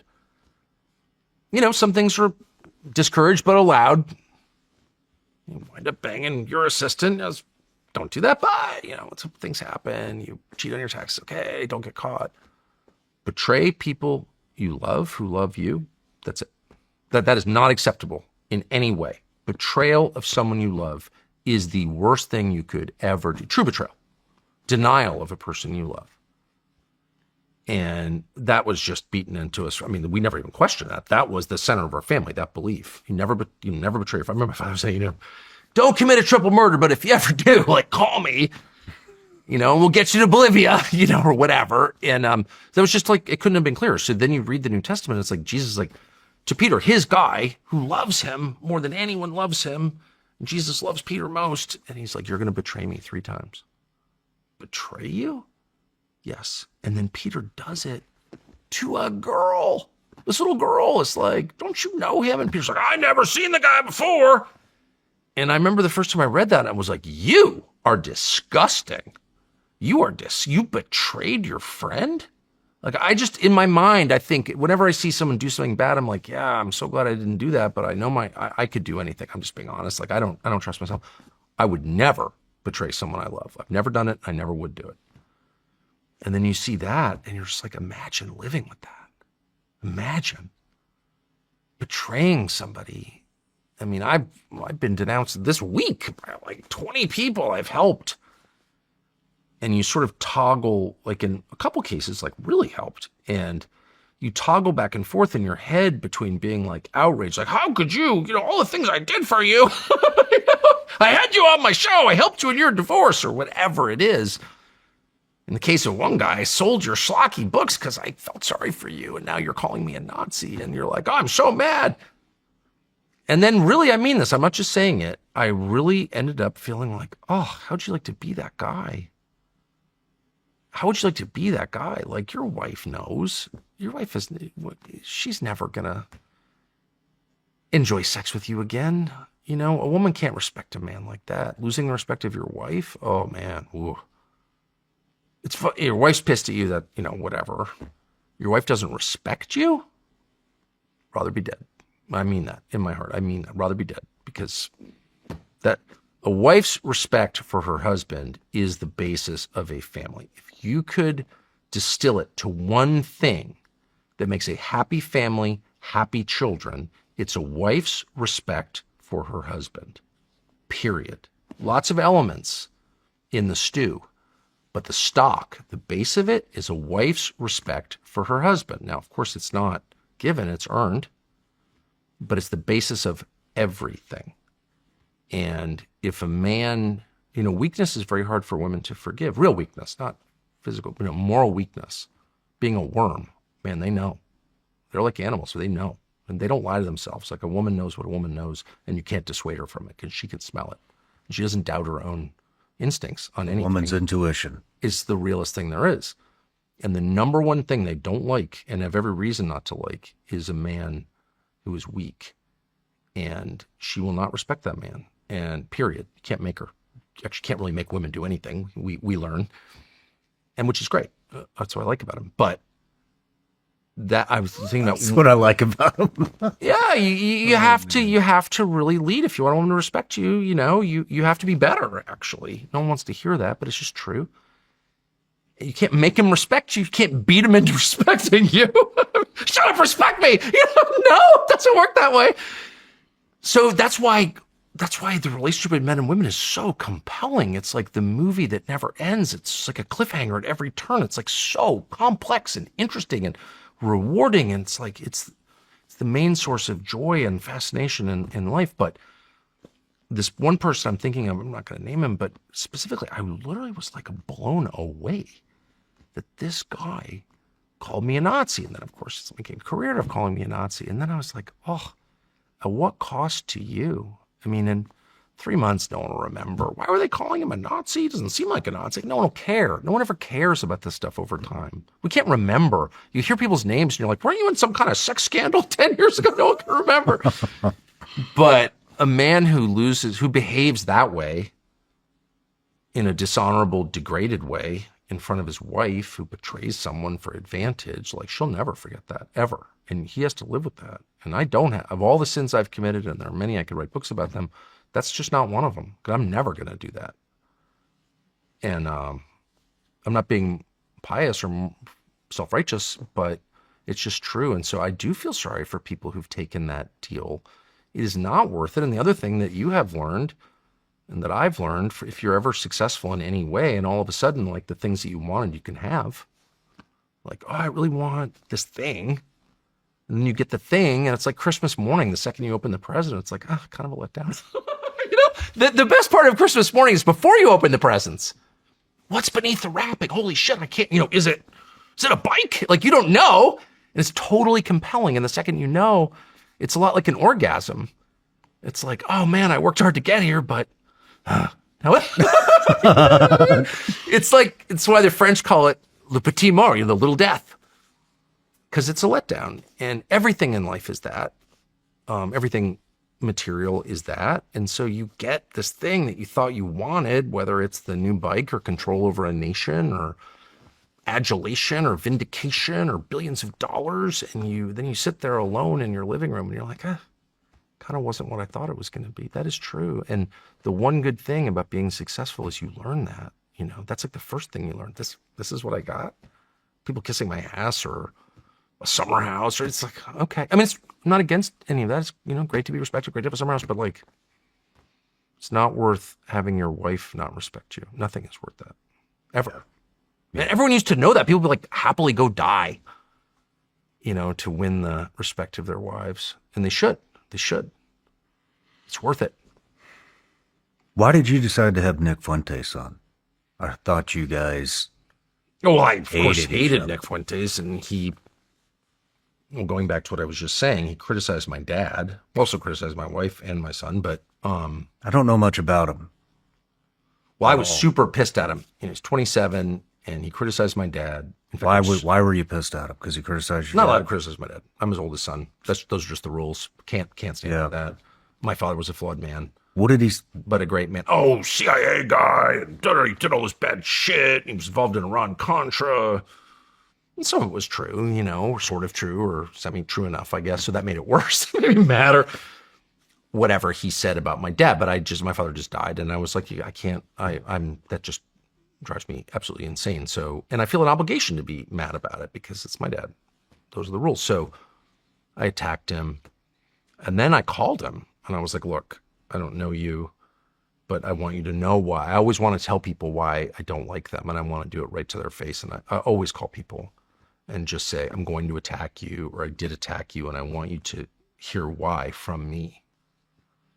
I just did that yesterday to somebody. Anyway, I always do that. And so I called Nick Fuentes and I said, I want you to know why I attacked you. I attacked you because you criticized my father, and I just never going to accept that. My father was a great man and flawed, but a great man, like literally a great man. And I'm never going to accept that. And he, to his credit, was like, I get that. So, but I still didn't like him.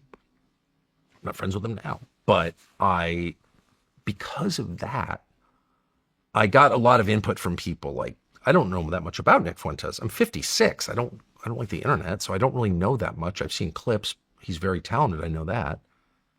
But I'm not an expert on that at all. And I got calls from a lot of people, including some very influential people who knew a lot about Nick Fuentes.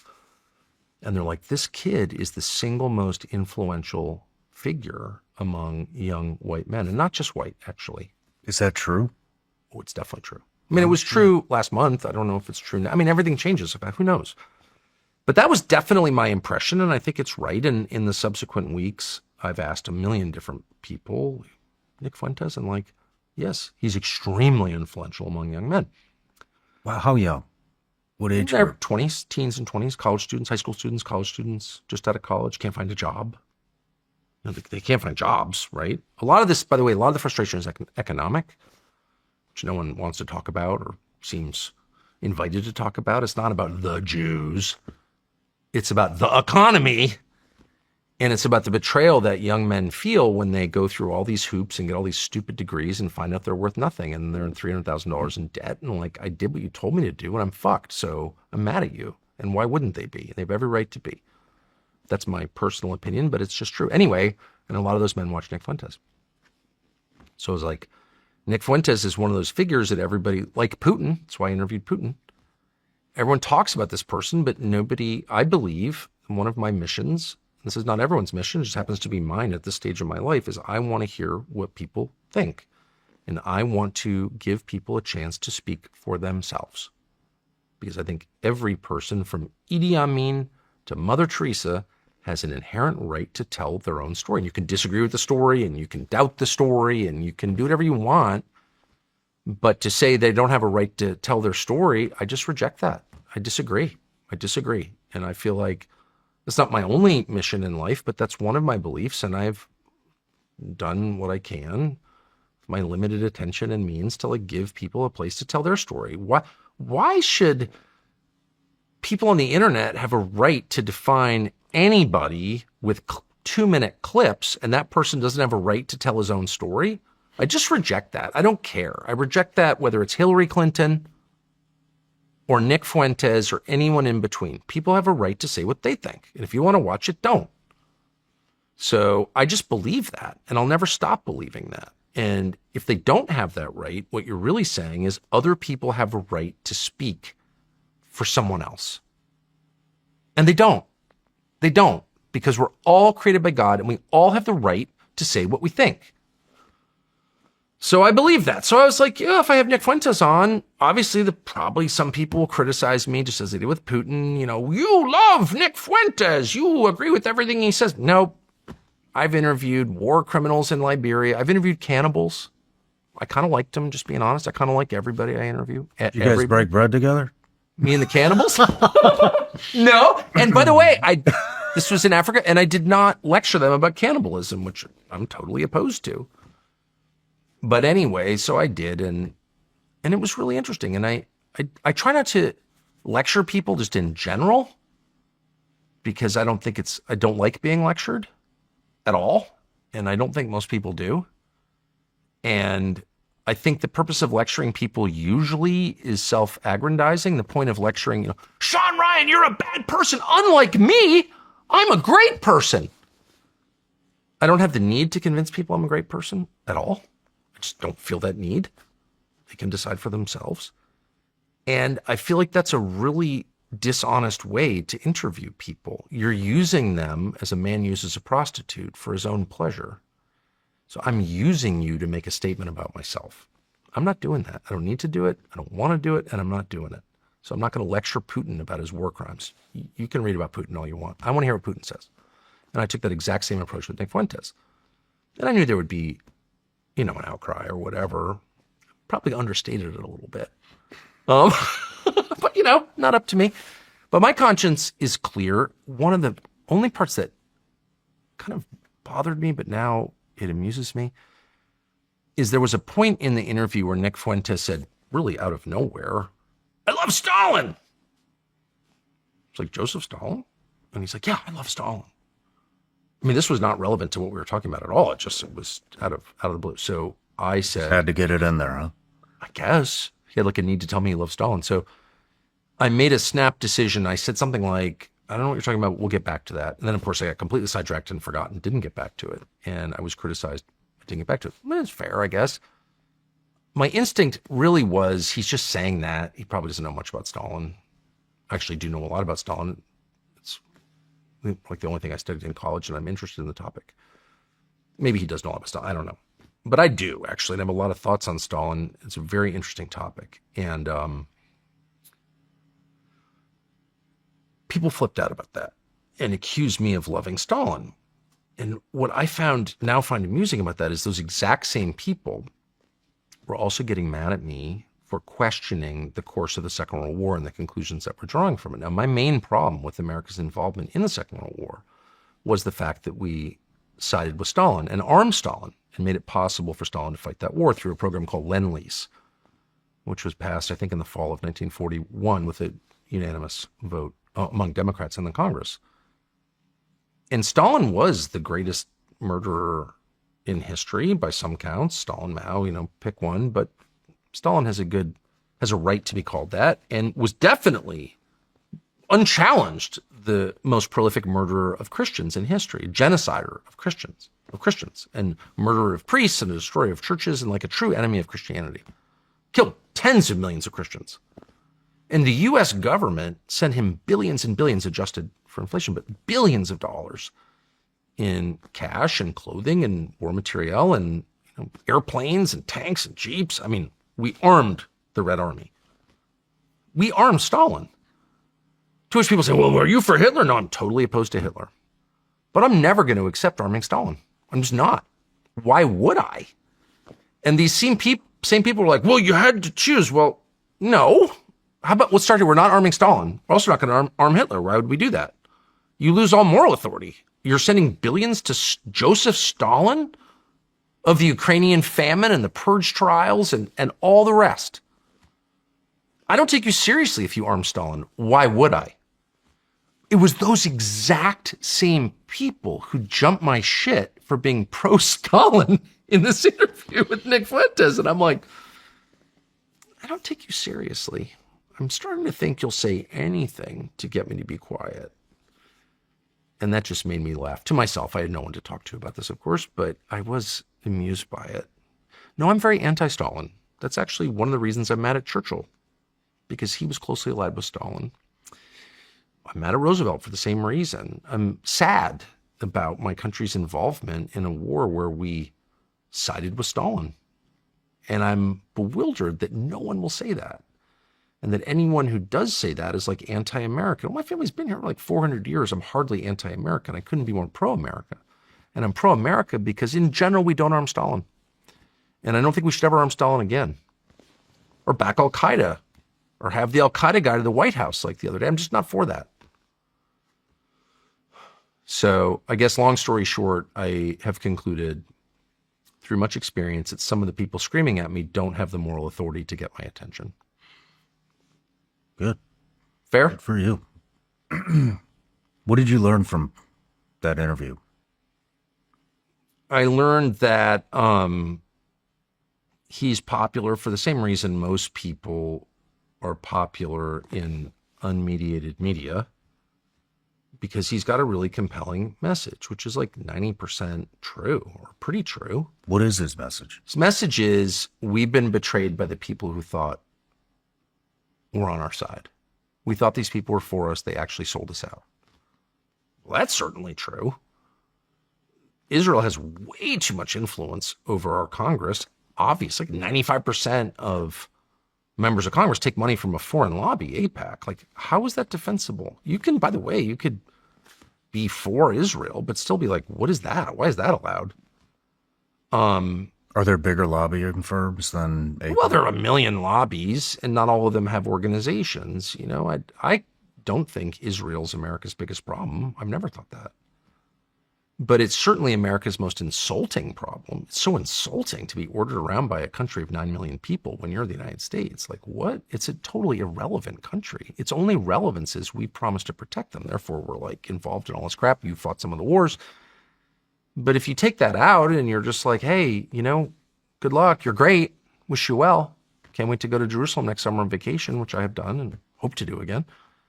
But if we've imbued the country with all the significance that is not deserved, there are no resources. It's the size of Maryland. It's got 9 million people. Like, this is a big world, very complicated. And somehow our Congress and successive White Houses have decided that the only thing that matters is this tiny, irrelevant country. It's not an attack on the country. I do wish Israel well. I always have, and I still do. But I am pretty offended by that behavior, because they're supposed to be representing me and my fentanyl addicted neighbors, and they're not. And they don't care at all about Americans, our leadership, I'm not attacking Israel. I'm talking our leadership. So that's a totally fair position. And that is basically his position, or he's describing the frustration that normal people feel when they see that. And I'm good for him. The Jew hate stuff, I'm totally opposed to on every level, moral and practical. And I told him that. Whatever. So I'm not going to whine about how people are misrepresenting my views because that's who they are. But I personally think big picture, it's always good to get clarity about what people really believe, about what they really care about. We should know. We should know. And maybe you're more for them or more against them, but like it's the lying that bothers me. So I'd much rather have people just be totally straightforward about what their goals are. I'd love to see what's really in your heart. And I think we're seeing that much more than we did last month. And so for that reason, I'm glad we had the conversation, despite the fact, they're attacking my family, like for real, attacking my family, like for real. But we'll be fine. Pretty strong family, so I feel okay about that. And I feel bad for anyone around me who's been hurt by it. That certainly wasn't my intent. But I do think there's been a real upside, which is clarity. It's better. Like, by the way, the dumbness of these people. That's the other thing that, what I really learned is how dumb. One of the reasons that the status quo was bad was because a lot of decisions were being made in true secrecy. Like, not only did you not know who made the decision, you couldn't know why, and you were discouraged from talking about unformed policy questions.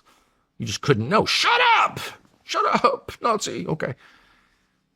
The debate that we've had over the last month has risen to the surface a lot of things that were subterranean. And as I said, I think that's good. But one of the things we've learned is that the people who are really kind of running America's foreign policy, whether it's Lindsey Graham or whomever, these people are not geniuses at all. Like, they're dumb. They're dumb. They're just mediocre. Jeffrey Epstein is my favorite example. Because Jeffrey Epstein lived his life basically in the shadows, like you couldn't really know where the money, you still don't know where the money came from, or like, what's the goal of this? What is this? You can't know because it's all secret. Classified, national security, da, da, da, da. You start to assume that Jeffrey Epstein is this like Svengali, and he's a genius, and he's controlling everything. And then you read his emails. He's like a fucking moron from Staten Island who can barely speak English. He's like dumb. He's totally impressed by Harvard. He went to Cooper Union. He's impressed by Harvard because the brand name impresses him. It's like wearing a polo shirt with a horse on it. He thinks that's cool. He's totally unsophisticated, actually, and not smart at all. He's crafty. He's got high canine and animal intelligence, but he's not a genius at all. He's a dummy. He's a thug. And that has been like kind of amazing to see. His only real advantage is that he's evil. He'll do anything. He's got just no limits at all. Like, you need to kill someone? We'll do that. If we have to, we'll do that. And that person, the unscrupulous person, does have an advantage because there are no boundaries, right? So if your goal is to get rich or powerful, you can get there faster if you'll do anything to get there. Doesn't end well, ever. Didn't end well with him. But that's really what I learned, is that the people who are mad at me call me names because that's literally all they can do. Shut up! You can't speak at that event. We don't want you on stage. We're deplatforming you.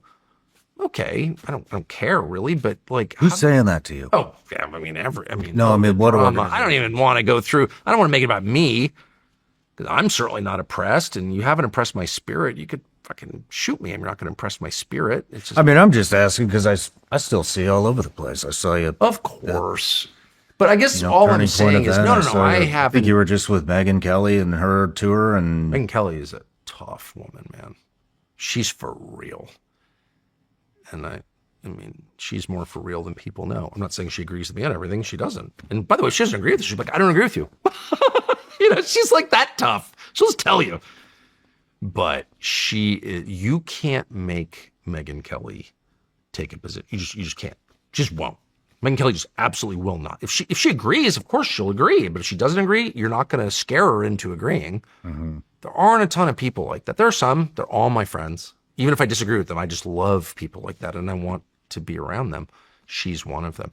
No, but what's interesting is not that they've like permanently inconvenienced me. They haven't. It's that they've revealed who they are. So like, they did this with Fuentes. This is the thing I learned, is that Fuentes, I didn't know much about him, to be honest. I'm just too old for this shit. It's not my generation, so I just didn't know. But Nick Fuentes first became known freshman year of college, like first month of college. He's a student at BU, and he put something on the internet, Twitter or something, and basically like, why does Israel control our Congress? Something like that. He's a college freshman. And Ben Shapiro, sitting at like command center somewhere, is like, what? A college student who's not on board with the program? Destroy him. And Ben Shapiro tries to, quote, cancel this kid. He's a fucking college student. He's a freshman from Chicago. Rather than just call the guy and be like, hey, actually, I saw what you said. I don't like it. But there are reasons that we're allied with Israel, and like it really helps us. Or whatever, make your case whatever your case is. His first instinct was, this man must be destroyed. He can never have a job in Con Inc. No one can hire him. And how'd that work for you, Ben Shapiro? Well, of course, it didn't work at all. Nick Fuentes is way bigger than Ben Shapiro has ever been, way more influential than Ben Shapiro has ever been. You can't cancel an idea.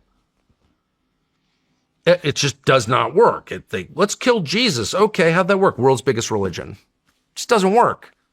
And any wise person knows that. So the only way, liberals used to say this, they don't believe it apparently anymore, but the only way to stop bad ideas is by countering them with good ideas. You want to defeat lies, tell the truth. It's literally that simple. And as if I needed to be reminded of that, the last month, I don't think a single person has ever made the case that I'm wrong, that Nick Fuentes is wrong. The Jew hatred stuff is wrong, period. And I said that. The white hatred, black hatred, Jew hatred, Malaysian hatred, Bedouin hatred, it's all wrong. I believe that as much as I believe anything. Okay. But the rest of it, his analysis, which is actually smart and in a lot of cases true, no one's even attempted to rebut it. 95% or whatever the number is, if members of Congress take AIPAC money, how is that good? Shut up, Nazi! Mm-hmm. So if that's your only defense, you've lost. You've lost. You didn't even enter the game. We're playing different games. I'm trying to tell the truth, convince people that what I think is true is actually true. And you're trying to make me be quiet because you don't like it. You can shoot me or you can shoot everybody, but it doesn't go away because the truth is an immovable object. It just exists and you conform to it or you don't, but it doesn't change because it's nature.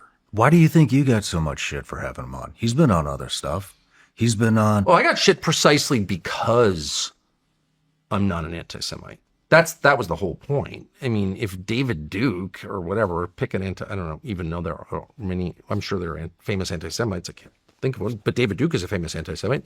If David Duke interviewed Nick Fuentes, they'd be like, oh, they wouldn't say anything. Whatever, who cares? They're talking to each other. But if someone who is openly opposed and sincerely opposed to hating people on the basis of their bloodline, which I definitely am, interviews Nick Fuentes and is like, hey, Nick Fuentes, stop with the Jew hatred, but let's talk about your views on the betrayal of Republican voters by conservative institutions and the undue influence a foreign country has over our government. Those are entirely reasonable conversations, and they're scary because they are reasonable. They're very difficult to refute. You have to, like, what's the counter argument? The country should be controlled by a country of 9 million people? Like, what are you even saying? No one agrees with that. So if a reasonable person says it, that is an actual threat. And they were like, well, must destroy him and his son and his brother. And it's like, I'm not afraid of you, man. I'm just not. And not because I'm so tough or brave or whatever, but because why would I be? You call me names and I'm gonna, you're not telling the truth and you know you're not. You start saying things about me that are true, that I'm trying to hide, whatever those might be. I'll get in fetal position and hide in the corner. But you throw lies at me, I'm totally unintimidated. And anyone who believes that, I'm sorry. I'll just say it again. Here's the truth. Don't believe I can't control that. So yeah, that's why they don't like me. Not because I'm extraordinarily brave. I'm not. Definitely not because I'm extraordinarily smart. I'm not. But because they don't have an actual argument. So all they can do is destroy. And I think they've reached kind of the limit. Like, what's the next stage? That does concern me. Not that much, really. But we're moving into a new time for sure. Now, after the last month, and there are a number of fairly influential people on the right who've just basically said out loud, I'm for censorship and identity politics. We just had an election a year ago this month in which Republicans won because they were opposed to, let's say it, censorship and identity politics. And then their voters find out that a lot of the leaders of the party are totally for censorship and identity politics. How does this continue? Well, I'm out. I mean, I know that. But so are a lot of other people. Like, would never vote. I don't care what you call yourself. If you're for censorship and identity politics, two things that I truly, on principle as a Christian, oppose, I'm not voting for you. Period. Ever. So that's like a big, big change. Like, the veil is dropped. We can see, like, you're walking back from the shower and your towel slipped, and I saw what you look like naked. I can't unsee that. Right? Has that ever happened to you? Mm-hmm. You see what someone looks like naked and you're like, I want this out of my head. I don't want to know. I saw your appendix scar. It's like, oh man. Right? So I don't know. I never know anything that's coming. You can't. It's always something different from what you thought. But as of right now, I think it's like November, probably. It's before Thanksgiving right now. I know for certain that we're in for big, big, big, big changes, because just like fighting with your wife and you say something awful but true, things are never the same. What is it about him that what is Gen Z, or what is the younger generation? I mean, what's the draw? What's the draw to? Well, he's Fuentes? Unusually articulate, self-confident, clear. He's a clear talker. I don't agree. I mean, he's 27, so, not to be arrogant or be like, young man, you don't know, but, hanging around a long time gives you, I think, a fuller perspective, and he hasn't. So, like, there are things I disagree with, conclusions he draws that I think are not true. But in general, the guy is highly articulate, totally fearless, doesn't care at all. That's always a draw. Like, the man who just doesn't care, he's just going to say it. Mm-hmm. Always has a big audience because people are attracted to strength, period. Every time. What's strength? It's fearlessness. I'm not afraid. And that's how the Vikings pick their leaders. Who's the least afraid? Of course, human beings are like that. They'll never stop being like that. So only in our world are there other, do you put like terrified menopausal women in charge? Normal studies don't do that. We're not going to do that in 20 years. But Nick Fuentes is just a reminder that people follow fearlessness because they read it as strength. We should not be surprised. Why are they open to it? Why are they not watching the approved? Why are they not watching Fox News and some Sean Hannity? What does Sean Hannity think? They don't know who Sean Hannity is. Why? Why are they open to this? Well, changing technology is one of the things, one of the reasons. They don't watch TV. They don't have cable subs. But the main reason is because they've been completely betrayed. Nick Fuentes is absolutely right. They've been screwed. They can't find jobs.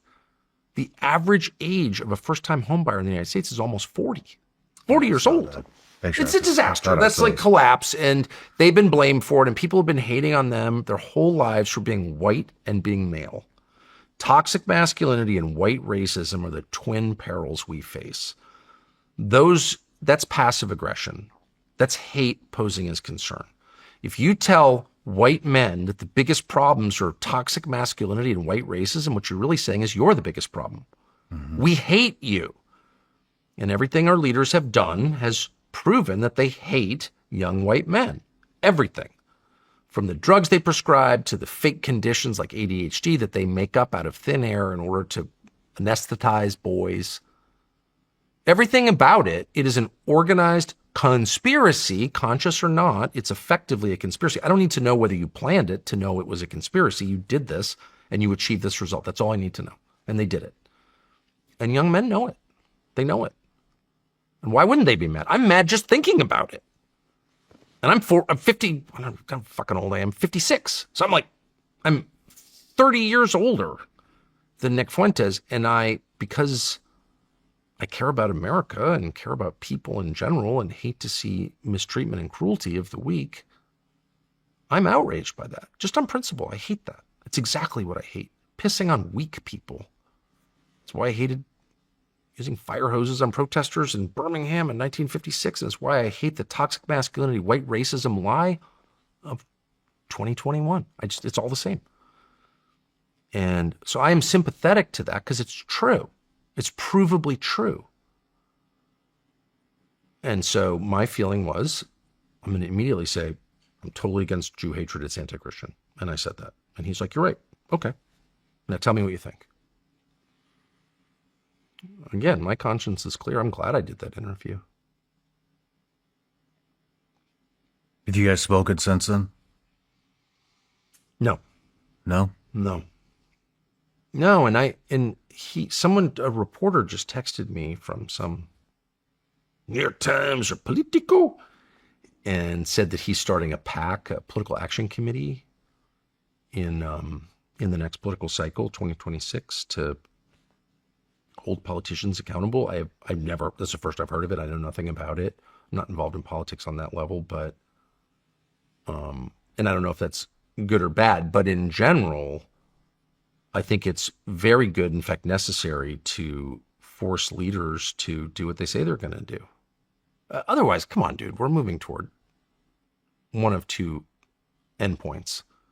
One is a totalitarian society where you just don't have the option of disagreeing. You have to obey because you've got programmable digital currency and universal surveillance, and you just have to do what they say or they'll starve you to death. It's not going to work here. I hope it, I pray it doesn't. It's not going to work. Or we're going to have a revolution. It's one of the two. We're getting totalitarian government or revolution. It's going to work for a little bit, and then it's not going to work anymore. I pray you're right. I'm a gold buyer on that basis, an ammo buyer, but again, I have no track record of seeing the future, but I'm convinced that the current course won't work because it's a lie. If you tell people they own the government, they're in charge, they rule through the representatives in this democratic republic, that's what we've told, that's our system, has been for 250 years. If you tell them that's the system and you don't deliver on it, they go crazy. They go totally crazy. If you tell them, by the way, I've spent a lot of time in What do you think happens Yeah? when a government takes everybody's currency in a country that has more fucking guns and ammunition than anywhere else in the entire world?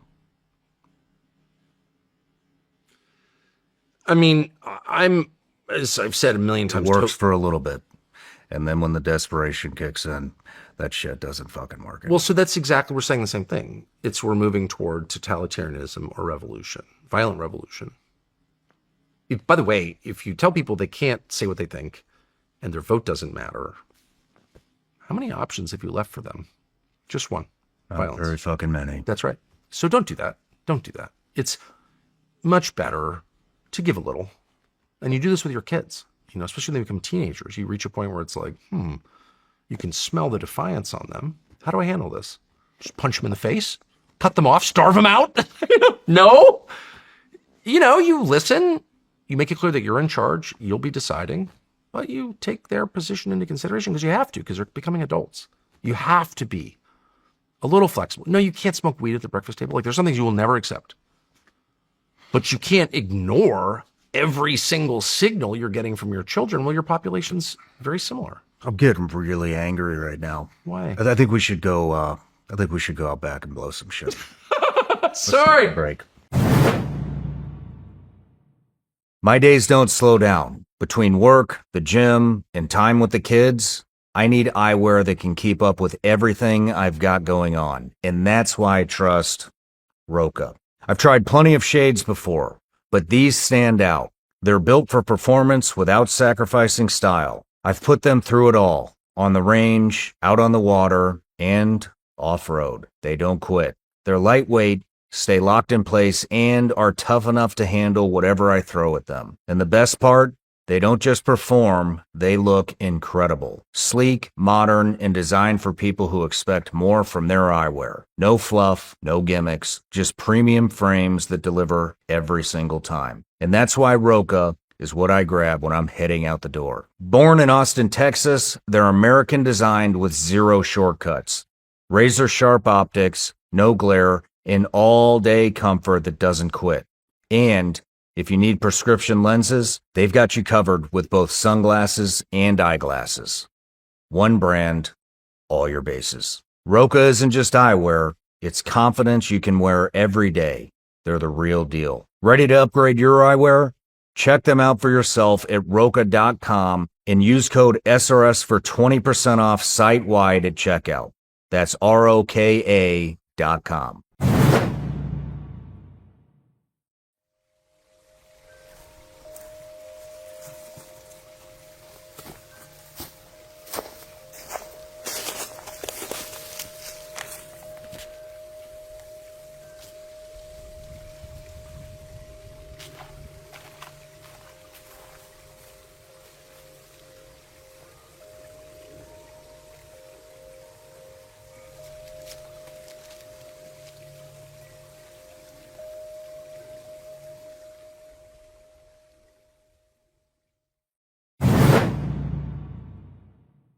All right, Tucker, we're back from the break. Nice shot, by the way. And we figured out how to run an excavator about You figured 50%. I was standing in the back. I'm like, you can't start that without a key. And you did.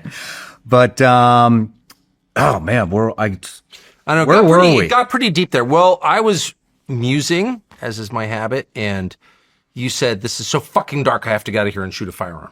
That's where we were. The hair on the back of my neck was starting to. I just wanted to. Yeah, I just wanted to reset. Can I just restate? I feel totally cheerful because once you see things in their full perspective, it's not scary.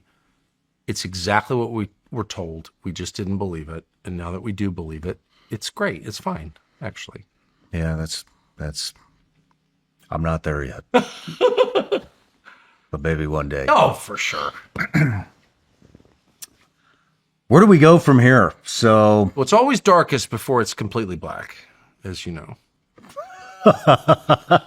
Sorry, I'm stealing someone else's line, but I do like that line. I don't know. I mean, just in political terms, we're at the end of something and the beginning of something new. And no one wants change. I don't, but we're not in control.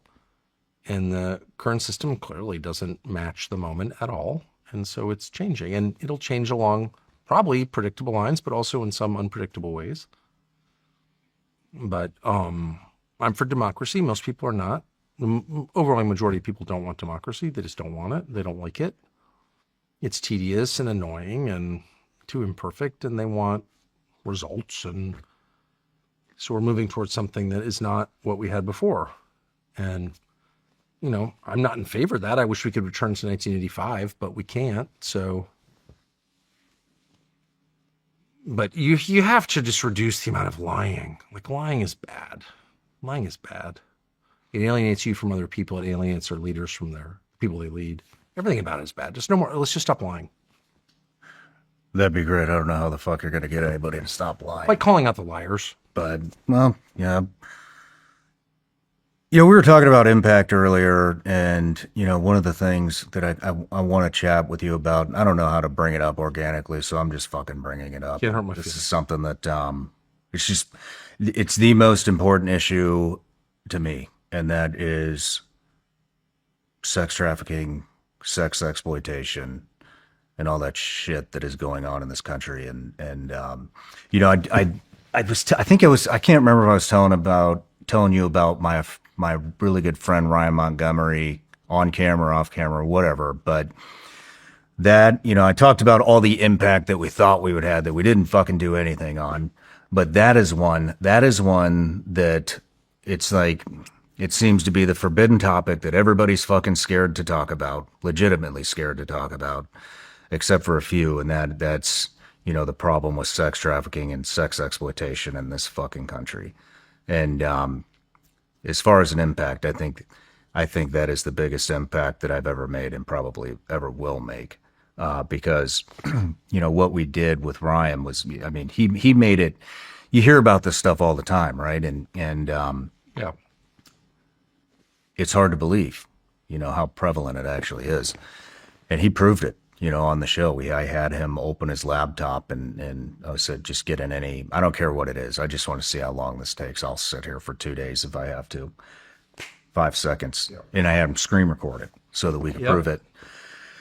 And so I just had him, anyways, the impact that was made, I know for a fact, we scared the shit out of a lot of pedophiles. We educated a ton of, the interview has 10 million views, and then with the clips and everything else, it's hundreds of millions of views. And we educated on parents on how predators are targeting their kids. We educated kids on how predators are targeting them. And so anyways, I think it was a huge win and for kids. And so I brought him back on last week. He's releasing this week. But he came on to talk about this satanic cult 764. Have you heard of this? No. Holy shit, dude.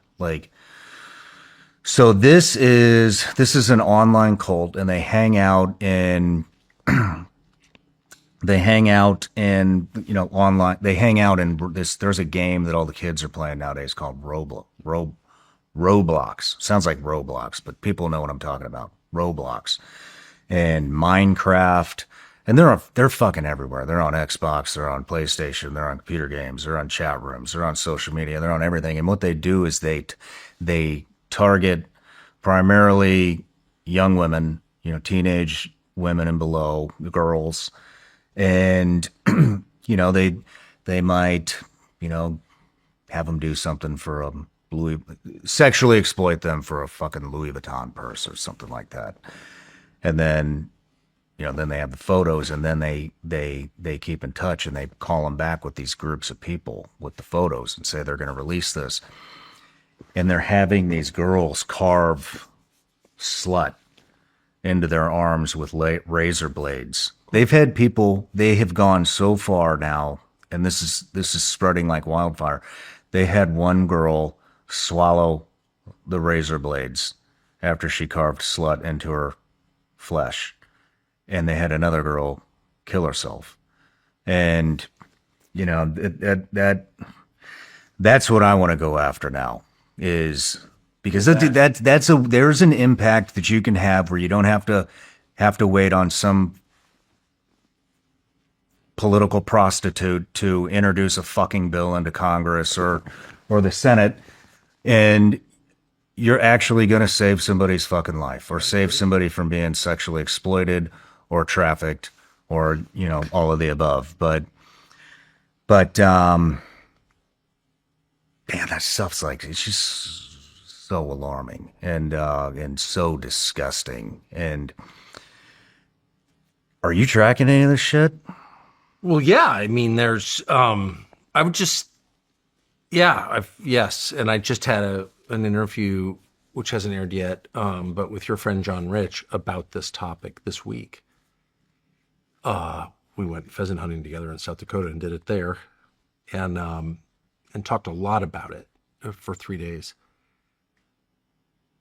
I would just say two things. One, I don't think, and what you just told me gives further evidence to what I believe, which is sex trafficking is not primarily about sex.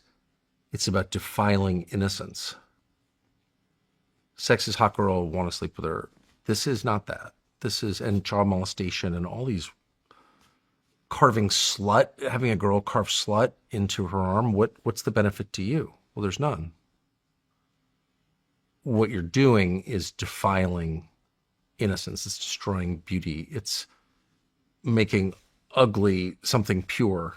It's pissing on an image of God is actually what it is. So it's by its nature demonic. That's what demonic is. So this is a spiritual phenomenon. I think that. I've always thought that. What is that? As someone who likes sex and thinks women are beautiful and everything, what is this? Mm-hmm. It's not about that. It's about destroying something innocent. So that makes it the most evil thing that there is. And I couldn't agree with you more. I also think it's way more widespread even than you described. It's called OnlyFans. And I don't know why the guy who runs OnlyFans is not in prison, like right now, because he's a massive contributor to all kinds of different left-wing causes. But, so there's that. But, you know, if you're turning like a huge percentage of America's young women into prostitutes, you're a criminal. And punishing you and stopping that is like top of our priority list, because you can't degrade my country and turn my women into prostitutes. Like, that cannot be allowed. It's not. There's no human right that says you can pimp a nation's women, young women. No.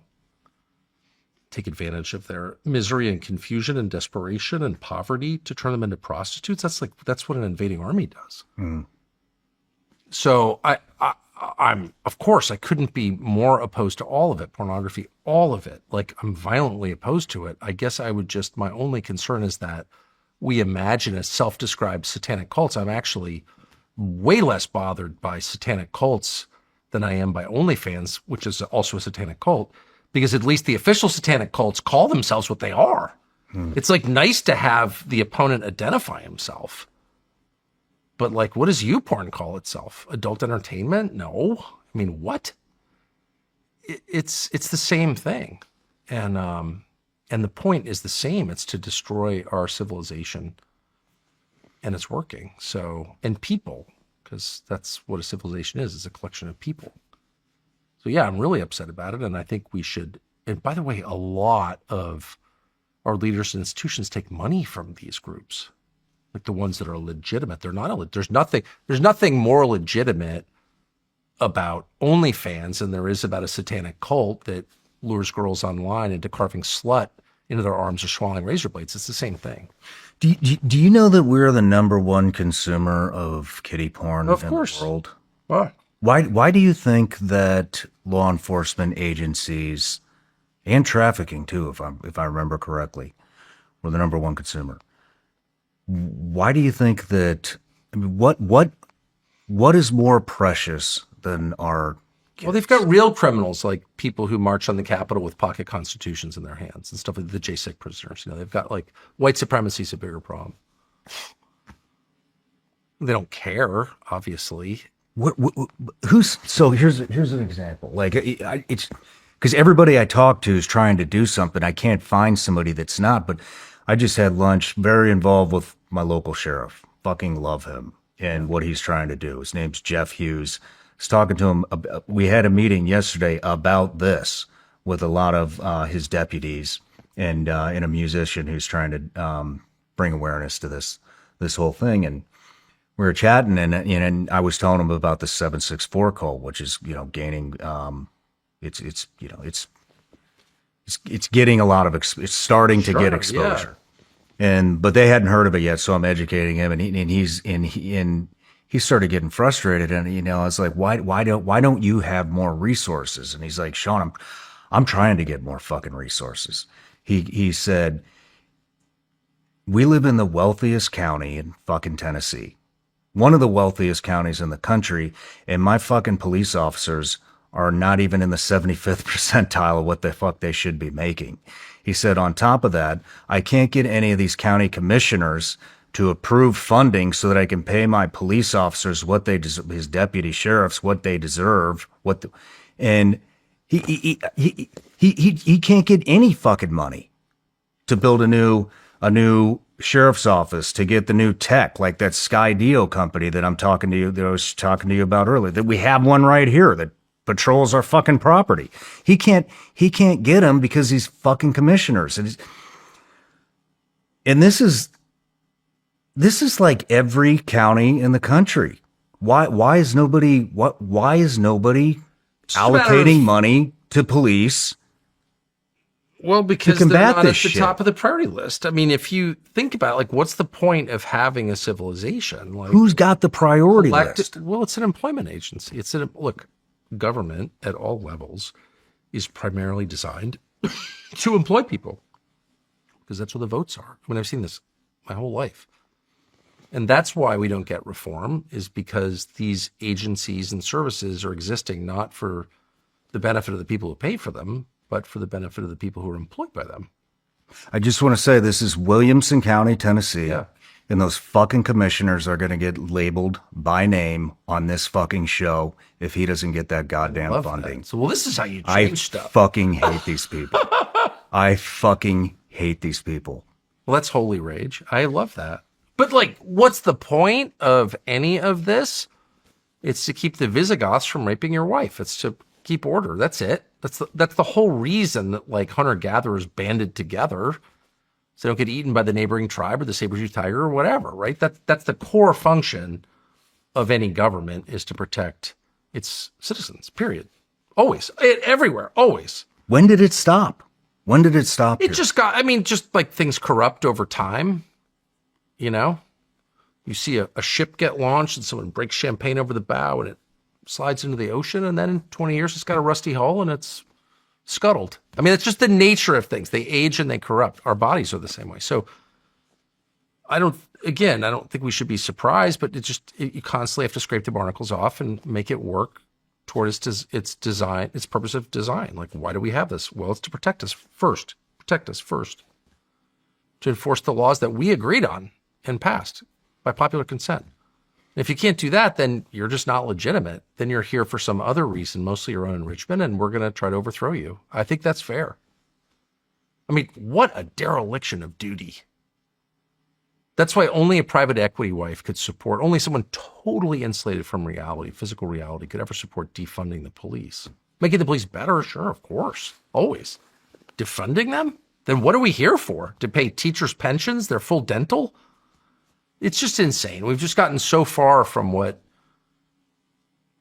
the core purpose of everything is, that people are just at sea. But can I say one thing again? Mm-hmm. I do think under pressure, a lot of people greatly improve. They get clarity under pressure. It's kind of like when you're on vacation for too long. If you've ever done the pina colada for breakfast thing for a week, you just kind of lose track of like what you're doing, right? But when you've got a job to do and you're getting up with the sun and like, you're on it, there's no question about what you do your freaking job. Yeah. And that's just the nature of people. If they're not under some kind of stress, then they lose track of their purpose and you wind up not having police. You know what I mean? I think, isn't that right? Yeah. I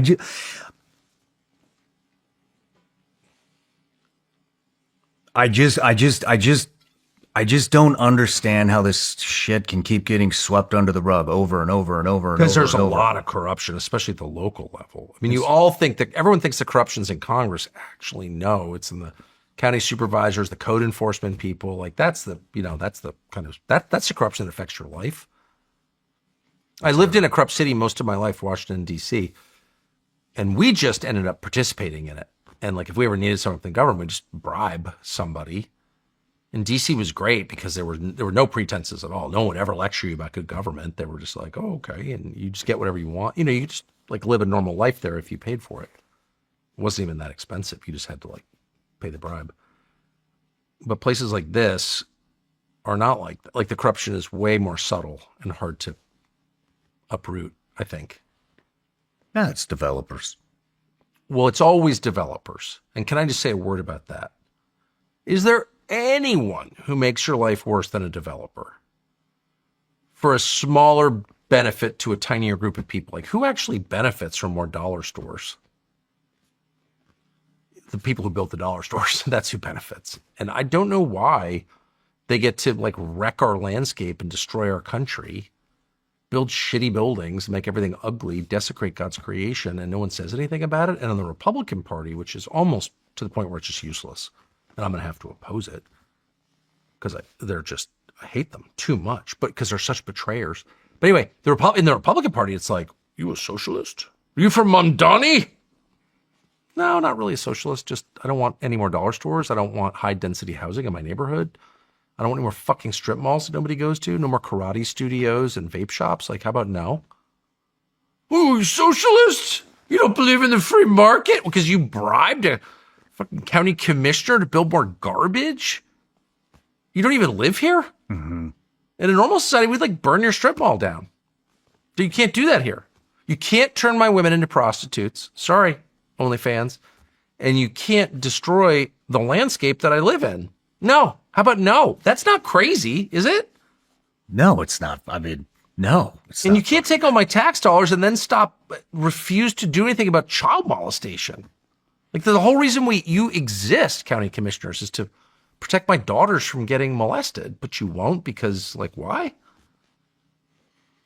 What do you think the Republican Party is going to turn into after this? I don't know. I mean, of course, it's the party. Well, it's the party in power right now. It's an amazing amount of power and amount of money, and there's a lot at stake. I mean, we shouldn't underestimate just how powerful a political party is. You can be against political parties, but they run America. So, okay, there's that. So maybe you shouldn't ignore them. Maybe you should engage. I don't want to because I dislike them too much, and I dislike the people. But I'm glad that there are some people fighting for the soul of the party, whatever that means.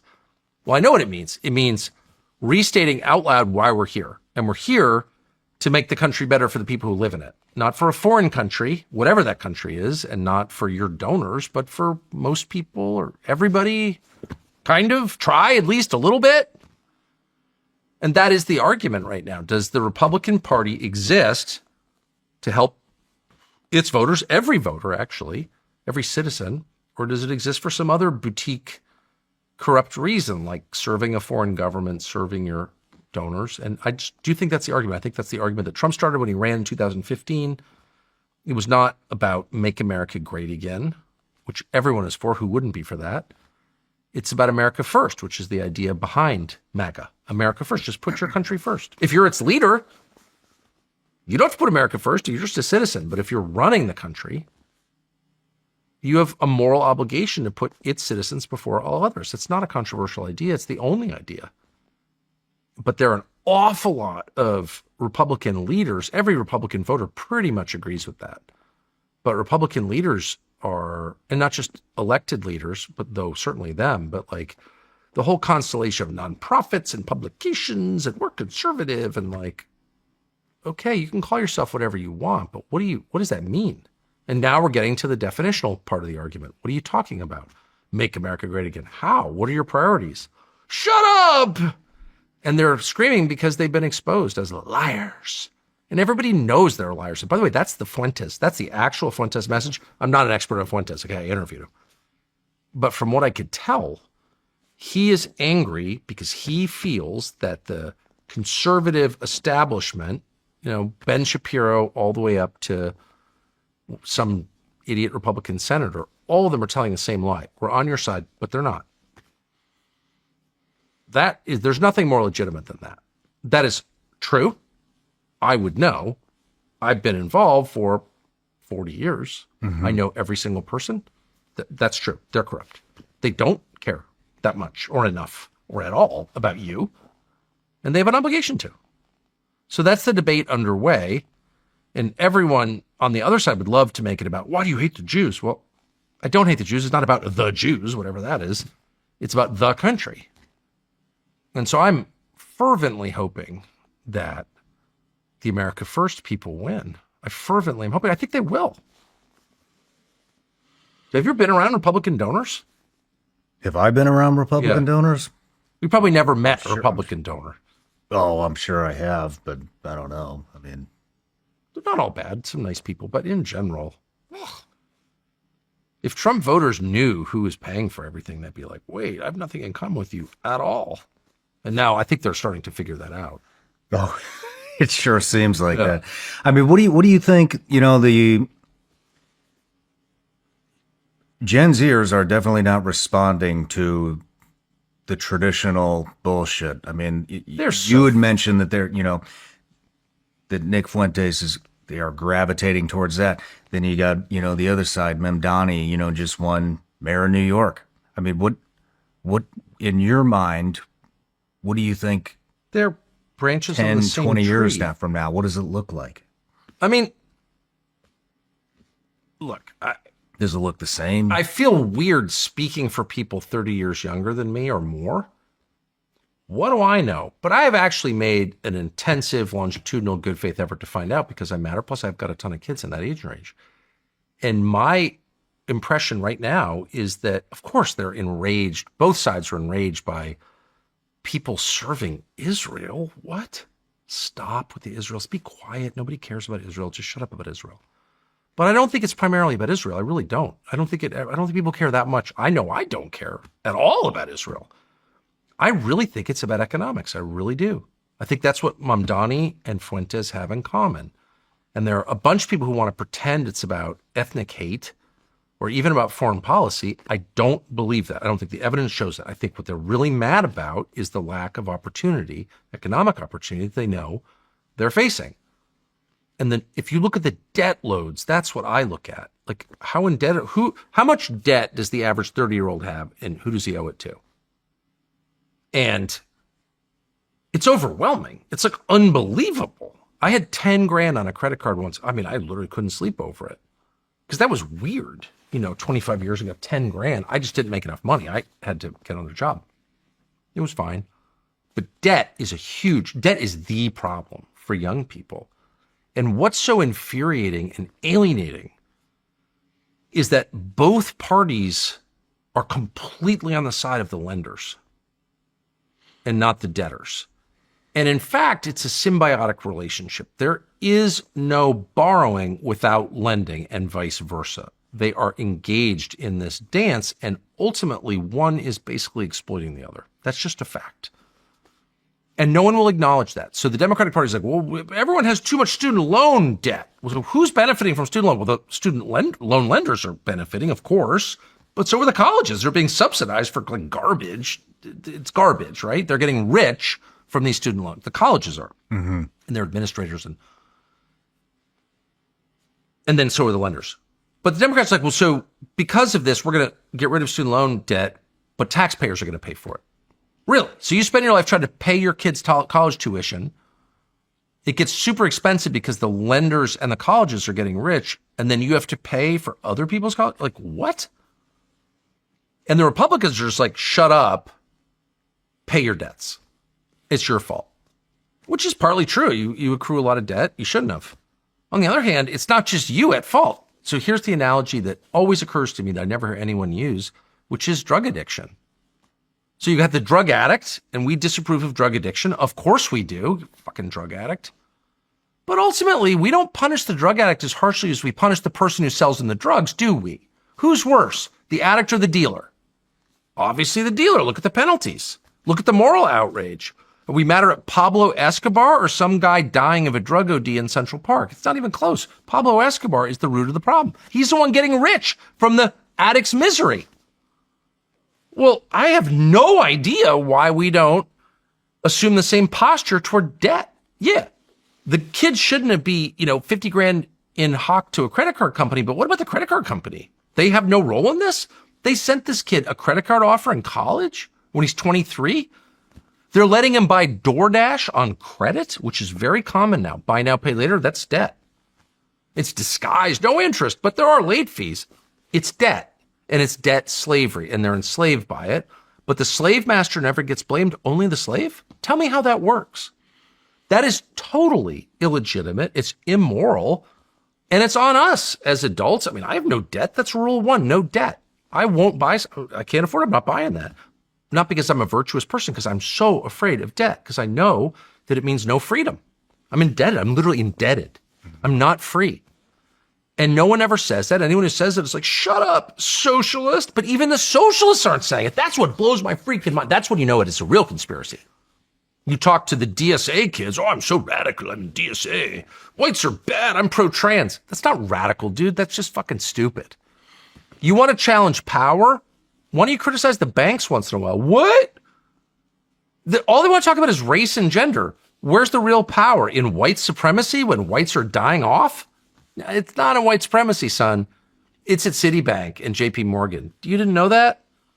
They themselves are tools of actual power, left and right. The right is way off into libertarian economics. It's the free market. There isn't a free market in this country, period. Hasn't been in my lifetime, for sure. There definitely isn't now. It's a monopoly economy, obviously. And then the left is way up in all this other garbage meant to divide the population against itself to keep them from challenging actual power. And I'm not for revolution, but we're going to get a revolution if we don't readjust a little bit soon. So I would say, let's hold lenders at least as accountable as we hold debtors, because that's fair and obvious. And in fact, I think lenders are way more culpable than borrowers.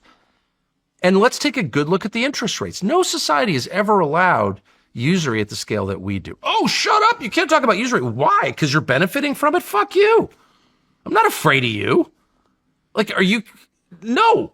What's the top rate for a payday loan in the United States? I'll tell you, it's 600% annually. 600%. That's legal. Yes. Holy shit. And why don't we care? Because it's just black people. It's the ghetto, or, it's poor people. It's not just black people. Of course, it's literally not. But in your mind, you're like, oh, that's pathetic. A payday loan. Okay, but that's a human being. That's a fellow citizen, and we don't care at all. 600% annual interest. It's a desperate human being. Why is that allowed? Why is it so hard to say, how about no? The same reason you can't make my daughter into a prostitute, OnlyFans, because it's disgusting. And if we can't say it's disgusting, at the very least, before we even say it's illegal, how about it's just bad? Then we've lost the most basic defense mechanism that allows any society to continue. You have to be able to say, no, that's too big a threat to us. No, Satanism is not the same as Christianity. You can't have a Satanist, crash in the state capitol or whatever they call it, shrine to Satan. We're not doing that because that's self-destruction.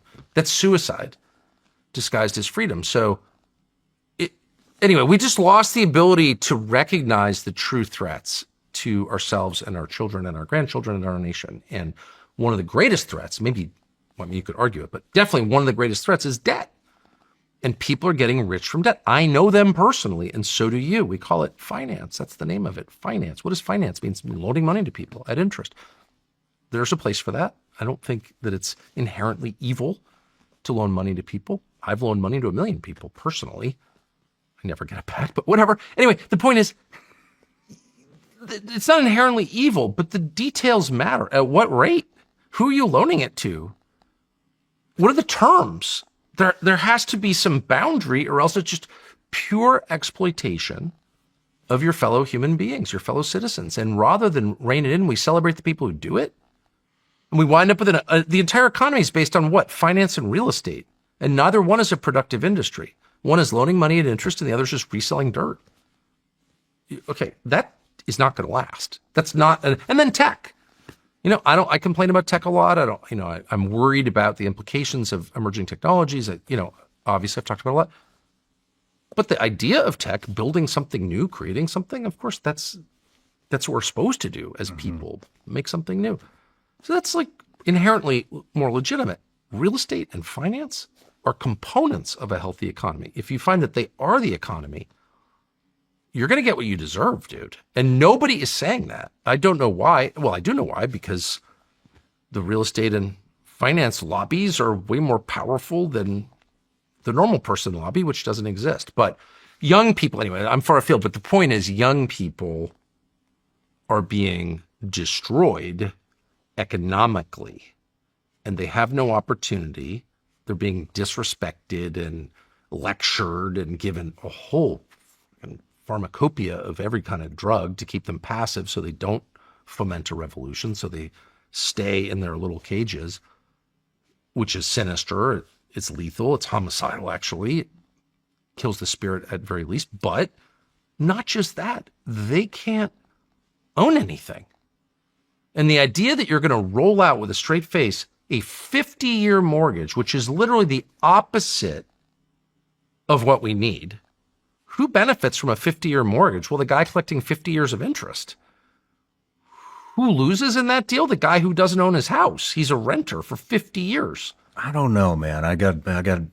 I'm probably way off because everybody I respect thinks that is a fucking horrible idea. 50-year mortgage? I think it's a good idea. How?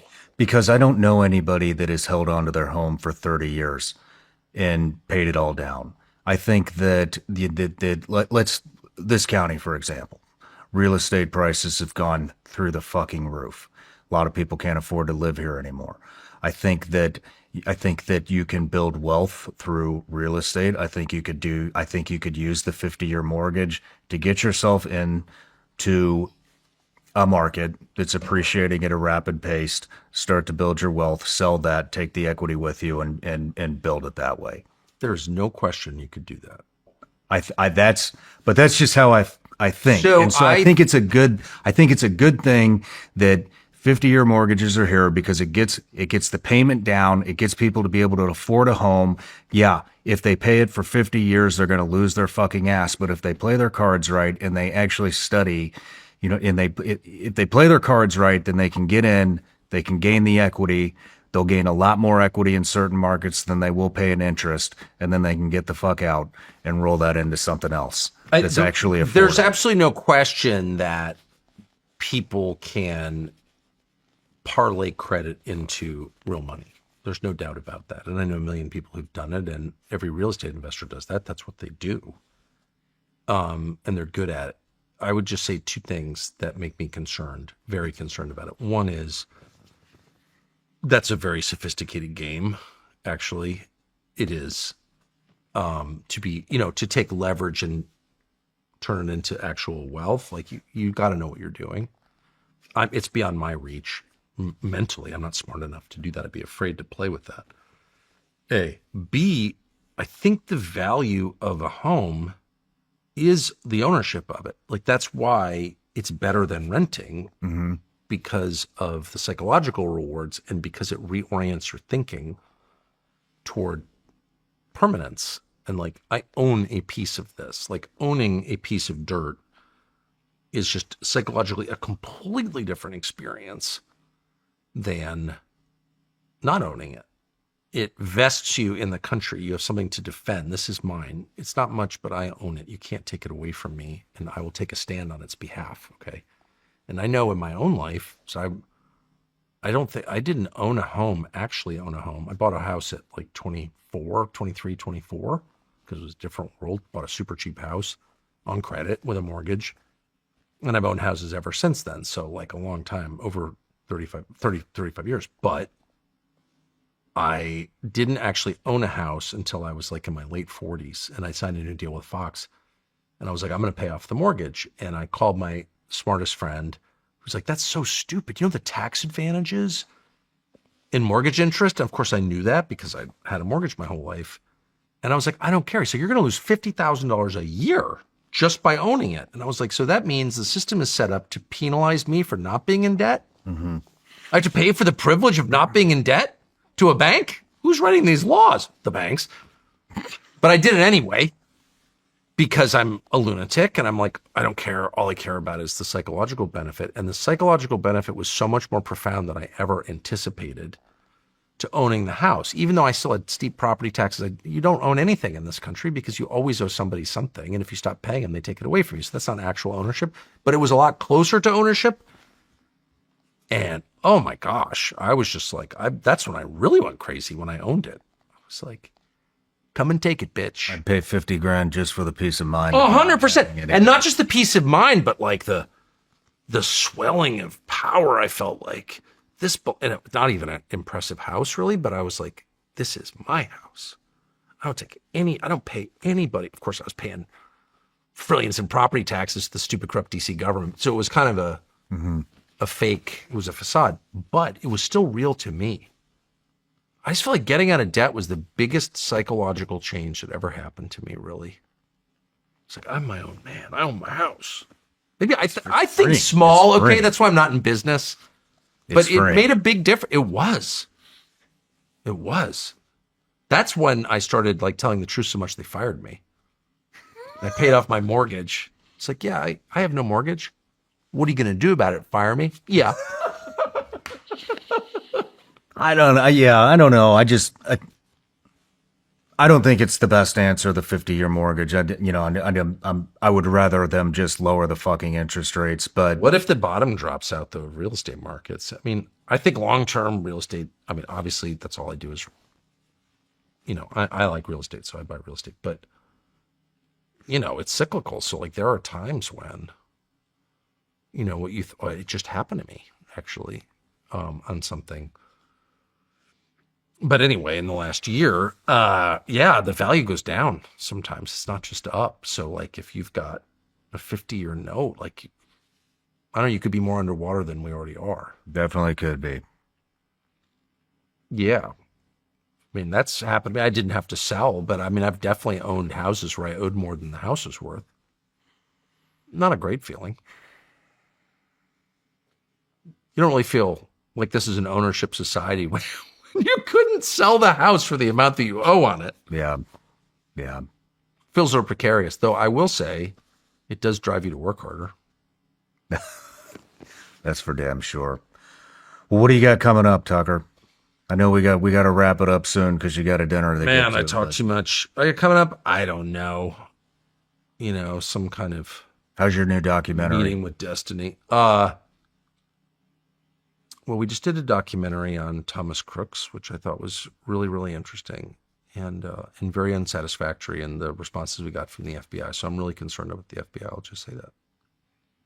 Very concerned. I don't understand exactly what's going on, but I don't think anybody understands. right. It's concerning, and I know people who work there, and I've spoken to them, and I'm not against them, but like, what is this? And I can't get an answer. I feel the way about a number of FBI investigations in progress. Like, I don't know what this is, and I'm definitely unsettled by it a lot. I hope I find out and hope everything's okay, but I'm worried about that. And we just commissioned another documentary. We did documentaries at Fox, and so I worked with documentary guys who specialize in making documentaries, one of whom lives here in Nashville, who worked for me for years, and we just hired him again to make documentaries. So I know a lot of people in that world. I made 1 million documentaries, and I love the form. I thought it was going away. I thought no one would ever watch another documentary. Dude, are you serious? I know. Well, what do I know? I mean, I've not been good at calling changes in media. Like I thought the podcast was like the dumbest thing I ever heard. I told Rogan to his face, I was like, I did not think this would work, dude. 4 hours of talking? Like, who would watch that? The whole world? But anyway, I personally thought the documentaries were a dying art. My father made 1 million documentaries. I have them on film cans in my barn. So they've been around a long time, and I love making them and writing them and voicing them, and I just love the whole experience. So we're doing a ton of documentaries. And we're doing a multi-part documentary on the FBI and some. Is that the next one coming out? No, When's a that bunch coming of out? different parts. I just commissioned it really yesterday. So that's gonna be I think it's going to be good. If not to brag, but the documentaries are the product of, I decide what we're doing documentaries about, obviously.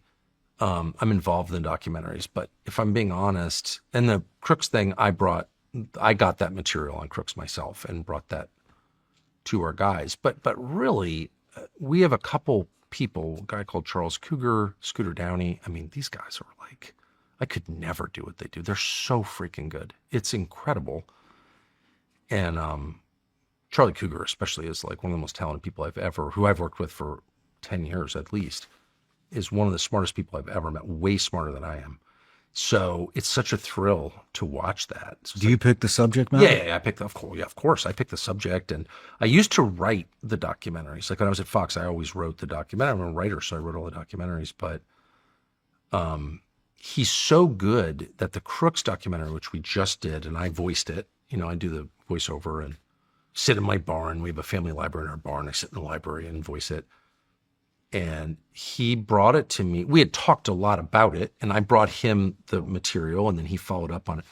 But he basically did the whole thing, and he wrote the whole thing, and it was like better than I could have done. And I ad-libbed like 8 words that I changed. But I mean, I read it cold. That's how good he is. So I just want to say that out loud, man. This guy, I said kid, he's not a kid anymore. He's a father. But it's just incredible to watch people. I always thought he was smart, obviously, but he's just become a true force.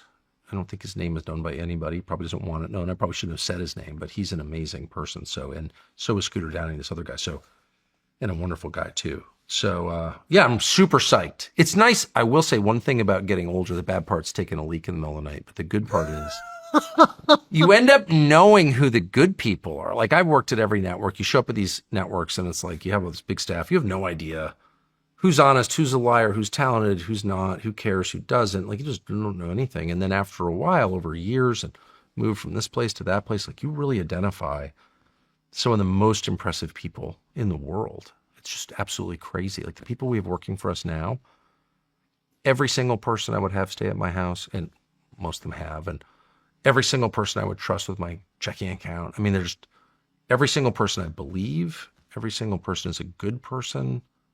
It's just incredible. I hope this moment for our companies, I hope it never changes, because I love everyone. And we've had so much drama over all these years. And now we're at a place where like everyone is great. Well, I'm happy for you, man. Oh, dude, it's the Good best. for you. Good for you. Well, thank you for having me. Sorry I talked so long, and thank you for your guns. Can we just say one last thing as a coda? The 357 lever gun is the greatest gun ever. I mean, probably not if you're fighting in Afghanistan, but if you're, shooting steel or bowling pins in your backyard, there is no more fun gun than a 357, or I shoot 38 out of mine because I'm cheap. That is just the greatest gun. No recoil, dead nuts accurate, It's a damn fun good to gun. shoot, cheap ammo. It's real. It's not a 22. It's like a thump. Like everything about it. Yeah. Do you agree with that? Oh, fuck yeah. I love it. I love it. I love it. Next time you come, we'll have some fly rods and hopefully some fish in that damn pond. Catch a largemouth on a fly rod. And if you think that fly fishing is like some faggy effete sport with your little hatches and your number 18 midges. I love fly fishing. Oh, dude. So- Throw a popper across a farm pond and a largemouth hits it, or even better, a smallmouth. It's like, wah. Yeah. Well, Tucker, thanks again, man. It's always good to see you. The best. God bless. God bless. See you.